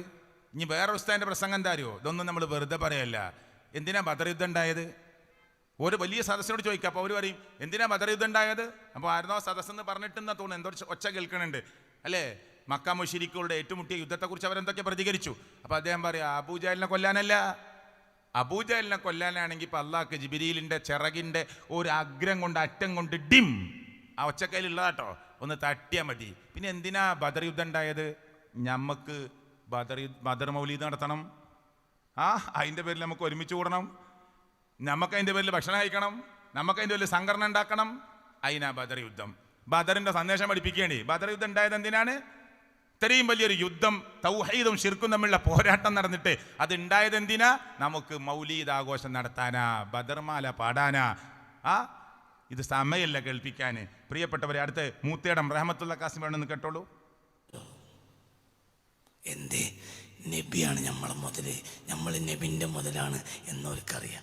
നമ്മൾ ഈ അമലുകൾ ഭാര്യ കൂട്ടി ചാക്കിലാക്കിയിട്ട് മീസാനിക്ക് തൂക്കാൻ പോവുക. ഈ സാധനം അവിടെ എത്തിയ അഭാവം മൻസൂറ നബില്ലെങ്കിൽ വിതറപ്പെട്ട തോളിയ. അത് തലക്ക് കൊടുത്ത് ചിന്തിക്കണം. ഇത് വളരെ ചിന്തിക്കണം. മങ്കൂസ് മൗലിദിൽ എങ്ങനെയാ നമ്മൾ പാടിയത്? ഇർതകബ്തു അലൽ ഖതാ ഗൈറ ഹസ്രിൻ വഅദദ് ലക അസ്കൂ ഫീഹി യാ സയ്യിദി ഖൈറൻ നബി. ഇപ്പം നിങ്ങൾക്ക് മനസ്സിലായിട്ടുണ്ടാവില്ല, നേരത്തെ ആ ക്ലിപ്പ് കുറച്ച് പകുതി വന്നു, അതുകൊണ്ടാണ് എന്ന് പറഞ്ഞാൽ അതിൻ്റെ തുടക്കം ഒന്ന് കേൾപ്പിക്കുക. ആ ക്ലിപ്പിൻ്റെ തുടക്കം, അപ്പോഴേ ഇത് ബാക്കി മനസ്സിലാവുള്ളൂ. സമയമല്ല, ഞാൻ ബാക്കി പറഞ്ഞോളാം. അതിൻ്റെ തുടക്കം മുൻഗാമിക്ക് തറാവിയ മുടങ്ങിയാലും മങ്കൂസ് മൊഴി തുടങ്ങൂല. മുൻഗാമിക്ക് തറാവിയ മുടങ്ങിയാലും മങ്കൂസ് മൊഴി തുടങ്ങൂല. പാടത്തെ പണിയാണെങ്കിൽ ഒരു തെറാവിനൊന്നും നിൽക്കൂല. മതി. പാടത്തൊക്കെ പണിക്കോണ കൂലിപ്പണിക്കാർ തെറാവിക്ക് നിൽക്കൂല. പക്ഷെ അന്നത്തെ ആളുകളെല്ലാവരും മങ്കൂസ് മൗലീദ് നടത്തും. തെറാവി നിസ്കരിച്ചിട്ടില്ലേ? മുൻഗാമികൾക്ക് തെറാവി ഇല്ല, പക്ഷെ മങ്കൂസ് മൗലൂദ് ഉണ്ട്. ആ മങ്കൂസ് മൗലീദാണ് അഹ്സനി പാടിയത് കേട്ടോ. ഇർതകബ്തു അലൽ ഖതാ ഗൈറ ഹസ്രിൻ വഅദദ് ലക അഷ്കൂ ഫീഹി യാ സയ്യിദി ഖൈറൻ നബി. എന്താ? നബിയോട് നേരിട്ട് സങ്കടം പറയാ. എനിക്ക് തെറ്റ് സംഭവിച്ചു പോയിട്ടുണ്ട്, സമയമില്ല, വിശദീകരിക്കണില്ല. തെറ്റ് സംഭവിച്ചു പോയ എനിക്ക് ലേക്ക അഷ്കൂ, ഞാൻ താങ്കളോട് നേരിട്ട് അഹ്സനി എന്ന് പറയണത് പരാതി പറയുകയാണ്. അപ്പം ജീവിതത്തിൽ തെറ്റ് സംഭവിച്ചാൽ ആരോടാ പരാതി പറയേണ്ടത്? ആരോടാ സങ്കടം പറയേണ്ടത്? എൻ്റെ ജീവിതത്തിൽ ഒരു തെറ്റ് സംഭവിച്ചു, മനുഷ്യനോട് സംഭവിച്ചതാണെങ്കിൽ അയാളോട് പറയാം, പൊരുത്തപ്പെട്ട് തരണമെന്ന് പറയണം. എന്നാൽ മനുഷ്യന്റെ ജീവിതത്തിൽ സംഭവിക്കുന്ന തെറ്റുകൾക്ക് പൊറുക്കലിനെ തേടിക്കൊണ്ട് പ്രാർത്ഥിക്കേണ്ടത് ആരോടാ? ലോകത്തിന്റെ രക്ഷിതാവായ റബ്ബിനോടാ. അത് മങ്കൂസ് മൗലീദ് പാടി, ഇവിടെ സമയമില്ല, അഹ്സനി വിശദീകരിക്കുന്ന നേരിട്ട് നബിയോടാണ് പറയുന്നത്. അത് മുൻഗാമികൾ തറാവി ഒഴിവാക്കിയാൽ പോലും ഇത് നിർത്താറുണ്ടായിരുന്നില്ല എന്നാണ് ആര് പറയുന്നത്? റഹ്മത്തുള്ള കാസ്മി പറയുന്നത്. പ്രിയപ്പെട്ടവരെ, എന്ത് ഈ ക്ലിപ്പ് കേൾക്കുന്നതിലൂടെ നമ്മൾ മനസ്സിലാക്കേണ്ടത്, ലോകത്തിൻ്റെ രക്ഷിതാവായ റബ്ബ് പഠിപ്പിച്ച ഇബാദത്ത് വിട്ടാലും കുഴപ്പമില്ല, നിസ്കാരം മാറ്റിവെച്ചാലും കുഴപ്പമില്ല. ഈ പറയുന്ന പാട്ടും ഈ പറയുന്ന വകകളും നമ്മുടെ ജീവിതത്തിൽ നിന്ന് മാറിപ്പോയാൽ നമ്മൾ പിഴച്ചു പോകുമെന്നതാണ്. അതുകൊണ്ട് മുഅ്മിനീങ്ങളെ, അവസാനിപ്പിക്കാൻ സമയമാകുമ്പോൾ നിങ്ങൾ മനസ്സിലാക്കുക എത്രത്തോളം ഹൃദയം. ഞാൻ ലാസ്റ്റത്തെ ക്ലിപ്പ് കേൾപ്പിക്കുകയാണ്, നിർത്തിയാണ്. ലാസ്റ്റത്തെ ക്ലിപ്പ് 14ാമത്തെ ക്ലിപ്പ് കേൾപ്പിക്കുകയാണ്. എന്താ അറിയോ? ഹൃദയമില്ലാത്ത പെണ്ണ് വരെ ഇവരെ തങ്ങന്മാരെ കൈകൊണ്ട് ജീവിച്ചിരിക്കുന്നുണ്ടെന്നാണ്. ഹൃദയം തന്നെ ഇല്ല എന്നാ. പെട്ടെന്ന് കേൾപ്പിച്ചേ. ഞാൻ അതിലും വലുത് വേറെ. ഞങ്ങൾ ഒരു സ്ഥലത്ത് ചെല്ലുമ്പോൾ അവരുടെ വീട്ടിൽ നിന്ന് അകത്തുനിന്ന് പറയും, ഉസ്താദെ ഞങ്ങൾക്കും പറയാനുണ്ട് അനുഭവം. സ്ത്രീകള് പറയാനുണ്ടോ? അങ്ങനെ എന്തോ ഇന്നൊരു ഉമ്മയുണ്ട്. ആ ഉമ്മ ഷെയ്ഖുനാക്ക് ഹൃദയത്തിന് കംപ്ലൈന്റ് ആയിട്ട് CM വരെ കാണാൻ വേണ്ടി ചെന്നു. അപ്പോ ഉമ്മയടുത്ത് ഷെയ്ഖുന പറയേ, ഹൃദയം എന്തിനാണ് ഉമ്മ, ദീർഘായുസ് ഉണ്ടല്ലോ എന്ന്. ഇന്ന് ഹൃദയം ഇല്ല ആൾക്ക്. ഇല്ല, ഇന്നുണ്ട് കോഴിക്കോട്. അതാണ് ഷെയ്ഖുന. ഇപ്പൊ ഇന്നൊക്കെ കേട്ട അനുഭവങ്ങൾ പഠിച്ചവനെ, 2 കിഡ്നി ഇല്ലാത്തത്, ഇന്നൊക്കെ കേട്ട വിഷയങ്ങൾ പഠിച്ചവനെ. ഇങ്ങനത്തെ വിഷയമൊക്കെ കേട്ടാൽ പഠിച്ചോനെ ആകെ പ്രശ്നമാവും. എന്താ ഇപ്പം പറയണത്? ഹൃദയത്തിന് പ്രശ്നം വന്നിട്ട് ചികിത്സിക്കാൻ വന്നു. എന്തിനാ ഹൃദയം ജീവിക്കാനെന്ന് ചോദിച്ചു. ഇപ്പം ആ പെണ്ണിന് ഹൃദയമില്ല, ജീവിച്ചിരിക്കുന്നുണ്ട്. പിന്നെ കിഡ്നി ഇല്ലാത്ത ആളുകൾ വേറെയുണ്ട്. അപ്പോൾ ഞങ്ങൾക്ക് പറയാപ്പം നേരല്ല. കിഡ്നി ഇല്ലാത്ത ആളുകൾ, ഹൃദയമില്ലാത്ത ആളുകളൊക്കെ ജീവിക്കുകയാണ്. അപ്പോൾ എവിടേക്കാണ് ഈ ഉമ്മത്തിനെ കൊണ്ടുപോകുന്നത്? അള്ളാഹു ഈ ഉമ്മത്തിന് നെറുവഴി കാണിച്ചു കൊടുക്കുമാറാകട്ടെ. ഇതൊന്നും വിശദീകരിക്കാനുള്ള സമയമല്ല. കാരണം ഈ മതാവരണം അണിയുന്ന അന്ധവിശ്വാസങ്ങൾ എന്ന് പറയുമ്പോൾ ചില അന്ധവിശ്വാസങ്ങൾ മാത്രം ഞാൻ നിങ്ങളെ വേഗത്തിൽ കേൾപ്പിക്കുകയാണ് ചെയ്തിട്ടുള്ളത്. ഇനി അതിൻ്റെ വിശദാംശങ്ങളിലേക്ക് കടന്ന് തൗഹീദിൻ്റെ വശങ്ങളെ വിശദീകരിച്ചുകൊണ്ട് അടുത്ത സംസാരത്തിൽ ഇതിൻ്റെ വിശദാംശങ്ങൾ കടന്നു വരും. സഹോദരങ്ങളെ, ഇതൊന്നും ഒരാളെയും പരിഹസിക്കാനല്ല. എന്നോട് ക്ഷമിക്കണം, എൻ്റെ വാക്കിൽ എന്തെങ്കിലും അധികപ്പറ്റായി ഏതെങ്കിലും തരത്തിലൊരു വ്യക്തിയെ വേദനിപ്പിക്കുന്നത് കടന്നു വന്നിട്ടുണ്ടെങ്കിൽ പൊറുക്കണം, ക്ഷമിക്കണമെന്ന് ആവശ്യപ്പെടുകയാണ്. ഇത് കേൾക്കുന്ന, ഓൺലൈനിലൂടെ കേൾക്കുന്ന, നമ്മൾ പ്രസംഗം കഴിഞ്ഞ് പോകുമ്പോൾ അത് ഓൺലൈനിൽ കേട്ടിട്ട് പല വിധത്തിൽ അതിന് ആ കമൻസ് പറയുന്ന ആളുകളുണ്ട്. അവരോട് പറയാണ്, ഒരാളോടും വെറുപ്പുണ്ടായിട്ട് പറയല്ല, ഒരാളോടും ദേഷ്യം ഉണ്ടായിട്ട് പറയല്ല. ഇതൊക്കെ അംഗീകരിക്കാൻ പറ്റുന്നതാണോ? ഇത് വിശ്വസിക്കാൻ പറ്റുന്നതാണോ? ഇത് മുസ്ലിം ഉമ്മത്തിനോട് പറയേണ്ട കഥകളാണോ? അള്ളാഹുവിൻ്റെ ഖുർആൻ, പ്രിയപ്പെട്ടവരെ, ആ തിരുസുന്നത്ത്, അതല്ലേ ഞാനും നിങ്ങളും ജീവിതത്തിലേക്ക് കൊണ്ടുവരേണ്ടത്. നമ്മളൊക്കെ മനുഷ്യരാണ്. പിഴവുകളും പോരായ്മകളും നമ്മുടെ ഭാഗത്തൊക്കെ ഉണ്ടാവാം. അബദ്ധങ്ങൾ നമ്മുടെ വാക്കിൽ കടന്നു വരാം. ജീവിതത്തിൽ അബദ്ധങ്ങളും തെറ്റുകളും സംഭവിക്കാം. അള്ളാഹു പുറത്ത് മാപ്പ് നൽകി നമ്മെ അനുഗ്രഹിക്കുമാറാകട്ടെ. അള്ളാഹുവേ, നിന്റെ ദീനീ രംഗത്ത് പ്രവർത്തിക്കുമ്പോൾ ഏതെങ്കിലും തരത്തിൽ ആർക്കെങ്കിലും വേദനിപ്പിക്കുന്ന ഒരക്ഷരവും ഞങ്ങളെ ഭാഗത്തുനിന്ന് വന്നു പോയിട്ടുണ്ടെങ്കിൽ ക്ഷമിച്ച് ഞങ്ങൾക്ക് മാപ്പ് നൽകി നിന്റെ ഇഷ്ടദാസന്മാരുടെ കൂട്ടത്തിൽ ഞങ്ങളെ നീ ഉൾപ്പെടുത്തി അനുഗ്രഹിക്കണേ അല്ലാഹ്. പ്രിയപ്പെട്ട ശ്രോതാക്കളെ, ഇത് കേട്ട് ഞാനും നിങ്ങളും ഏതെങ്കിലും അർത്ഥത്തിൽ പരിഹാസത്തിൻ്റെ ഒരക്ഷരം പോലും ഒരു സമൂഹത്തിൻ്റെ മുമ്പിലും പറയരുത്. മറിച്ച് ഇത് കേൾപ്പിക്കുന്നത് അത്രത്തോളം അബദ്ധമായ സഞ്ചാരമാണ് നമ്മുടെ ഉമ്മത്ത് നടത്തിക്കൊണ്ടിരിക്കുന്നത്. പണ്ഡിതന്മാരെന്ന് പറയുന്നവരാണ് ഈ പറഞ്ഞുകൊണ്ടിരിക്കുന്നത്. ഇതൊക്കെ ഞാൻ ഈ ക്ലിപ്പിടാതെ പറഞ്ഞാൽ ഇതൊക്കെ നിങ്ങൾ വെറുതെ പറയായിരിക്കുമെന്ന് ആളുകൾ പറയുമെന്ന നിലക്ക് മാത്രമാണ് ഈ സമൂഹത്തിൻ്റെ മുമ്പിൽ ഇത് കേൾപ്പിച്ചിട്ടുള്ളത്. അള്ളാഹു നമ്മെ അനുഗ്രഹിക്കുമാറാകട്ടെ. ജീവിതത്തിൽ തൗഹീദ് കിട്ടിയവരാണ് ഈ ഓഡിറ്റോറിയത്തിൽ ഇരിക്കുന്നതെങ്കിൽ പ്രിയപ്പെട്ടവരെ, നല്ല സ്വഭാവത്തിൻ്റെ ഉടമകളായി, വക്താക്കളായി ഞാനും നിങ്ങളും മാറണം. നമ്മുടെ ജീവിതത്തിൽ ഒരുപാട് പ്രതിസന്ധികൾ കടന്നു വരുമ്പോൾ അതിനെ തരണം ചെയ്യുവാനുള്ള മാനസികമായ സംതൃപ്തിയോടുകൂടി കടന്നു പോകാനുള്ള, തരണം ചെയ്യാനുള്ള ആ തൻ്റെ ഇടത്തിനു വേണ്ടി, വിശ്വാസക്കരുത്തിനു വേണ്ടി അള്ളാഹുവിനോട് പ്രാർത്ഥിക്കണം. നമ്മുടെ മക്കളുടെ കല്യാണങ്ങൾ കടന്നു വരുമ്പോൾ കഴിഞ്ഞ ആദർശ സമ്മേളനത്തിൽ ഒരു പ്രസംഗത്തിൽ ഒരു ഭാഗം നിങ്ങളെല്ലാം കേട്ടുകൊണ്ടിരിക്കുന്നുണ്ട്. കോസ്മെറ്റിക് സാധനങ്ങൾ ഉപയോഗിക്കുന്നതിനെ കുറിച്ച് ഞാൻ ആവർത്തിക്കുന്നില്ല. നമ്മുടെ വീട്ടിലൊക്കെ നടക്കുന്ന കല്യാണങ്ങളിൽ അതേ വ്യത്യസ്ത പേരിട്ട് വിളിച്ച് തോന്നിവാസങ്ങൾ അരങ്ങേറുമ്പോൾ അവിടെ വാപ്പ എന്ന നിലക്ക് മിണ്ടാതിരിക്കരുത്, ഉമ്മ എന്ന നിലക്ക് മിണ്ടാതിരിക്കരുത്. ജീവിതത്തിലേക്ക് കടന്നു വരുന്ന, കുടുംബത്തിലേക്ക് കടന്നു വരുന്ന പല ഏർപ്പാടുകളും പരിപാടികളും കടന്നു വരുമ്പോൾ അവിടെ ഒരു മുസ്ലിം നിലകൊള്ളേണ്ട ഏറ്റവും നല്ല നിലയിൽ നിലകൊള്ളാൻ നമുക്ക് കഴിയേണ്ടതുണ്ട്. അള്ളാഹുവിന് ഇഷ്ടപ്പെടാത്ത സദസ്സുകളിലേക്ക് നമ്മൾ പോയി സഹകരിച്ചു കൊടുക്കരുത്. തഅവനു അലൽ ബിർരി വത്തഖ്വ, അള്ളാഹു നമ്മളോട് സഹകരിക്കാൻ പറഞ്ഞിട്ടുള്ളത് പുണ്യത്തിനും, അതേ അള്ളാഹു ഇഷ്ടപ്പെടുന്ന പുണ്യത്തിനും സൂക്ഷ്മതയുള്ള കാര്യങ്ങൾക്കും വേണ്ടി മാത്രമാണ്. വല തഅവനു അലൽ ഇസ്മി വൽ ഉദ്വാൻ, ശത്രുതയുണ്ടാക്കുന്നതിനോ പാപം നിറഞ്ഞു നിൽക്കുന്നതിനോ നിങ്ങൾ സഹകരിച്ചു കൊടുക്കരുത് എന്ന് അള്ളാഹു പരിശുദ്ധ ഖുർആനിലൂടെ മുഹമ്മദ് റസൂൽ കരീം സല്ലല്ലാഹു അലൈഹി വസല്ലമയിലൂടെ എന്നെയും നിങ്ങളെയും കേൾപ്പിച്ചതാണ്. അതുകൊണ്ട് ജീവിതത്തെ സംശുദ്ധമാക്കാൻ ഞാനും നിങ്ങളും തയ്യാറാവുക. നമ്മുടെ കുടുംബ ബന്ധുമിത്രാദികളിൽ നിന്ന് മരണപ്പെട്ടു പോയവരുടെ കബറിടങ്ങളെ അള്ളാഹു വിശാലമാക്കി കൊടുക്കുമാറാകട്ടെ. അള്ളാഹുവെ, ഞങ്ങളുടെ സാമ്പത്തിക രംഗത്ത് പ്രതികൂലമായി ബാധിക്കുന്ന വല്ലതുമുണ്ടെങ്കിൽ തട്ടിമാറ്റി ഞങ്ങളെ നീ അനുഗ്രഹിക്കണേ അള്ളാഹുവെ, ഞങ്ങളുടെ കച്ചവടങ്ങളിൽ, ക്രയവിക്രയങ്ങളിൽ, ഇടപാടുകളിൽ നിന്റെ റഹ്മത്തും ബറക്കാത്തും നൽകി നീ അനുഗ്രഹിക്കണേ അള്ളാഹുവെ, ഞങ്ങളുടെ മക്കൾ ഇന്ന് വഴിപടച്ചു പോകാൻ സാധ്യതയുള്ള എല്ലാ അർത്ഥത്തിലും നിരാളിക്കൈകൾ നീട്ടിക്കൊണ്ടിരിക്കുന്ന അതേ അള്ളാഹുവെ, മദ്യത്തിലേക്കും മയക്കുമരുന്നിലേക്കും MDMA പോലെയുള്ള പുതിയ ലഹരി വസ്തുക്കളിലേക്കും മാടി വിളിക്കുന്ന പുതിയ തലമുറയിൽ നിന്ന് ഞങ്ങളുടെ മക്കളെ നീ കാത്തുരക്ഷിക്കണേ അള്ളാഹുവെ, ഞങ്ങളുടെ പെൺമക്കളെയും ആൺമക്കളെയും ഒക്കെ ദീനിൽ ഇസ്തിഖാമത്ത് നൽകി ഞങ്ങളെയും അവരെയും നീ അനുഗ്രഹിക്കണേ റബ്ബന ആത്തിന ഫിദ്ദുനിയ ഹസന വഫിൽ ആഖിറതി ഹസനത വഖിന അദാബന്നാർ. ആമീൻ ആമീൻ ബിറഹ്മതിക യാ അർഹമർ റഹീമീൻ. അസ്സലാമു അലൈക്കും വറഹ്മത്തുള്ളാഹി വബറകാതുഹു.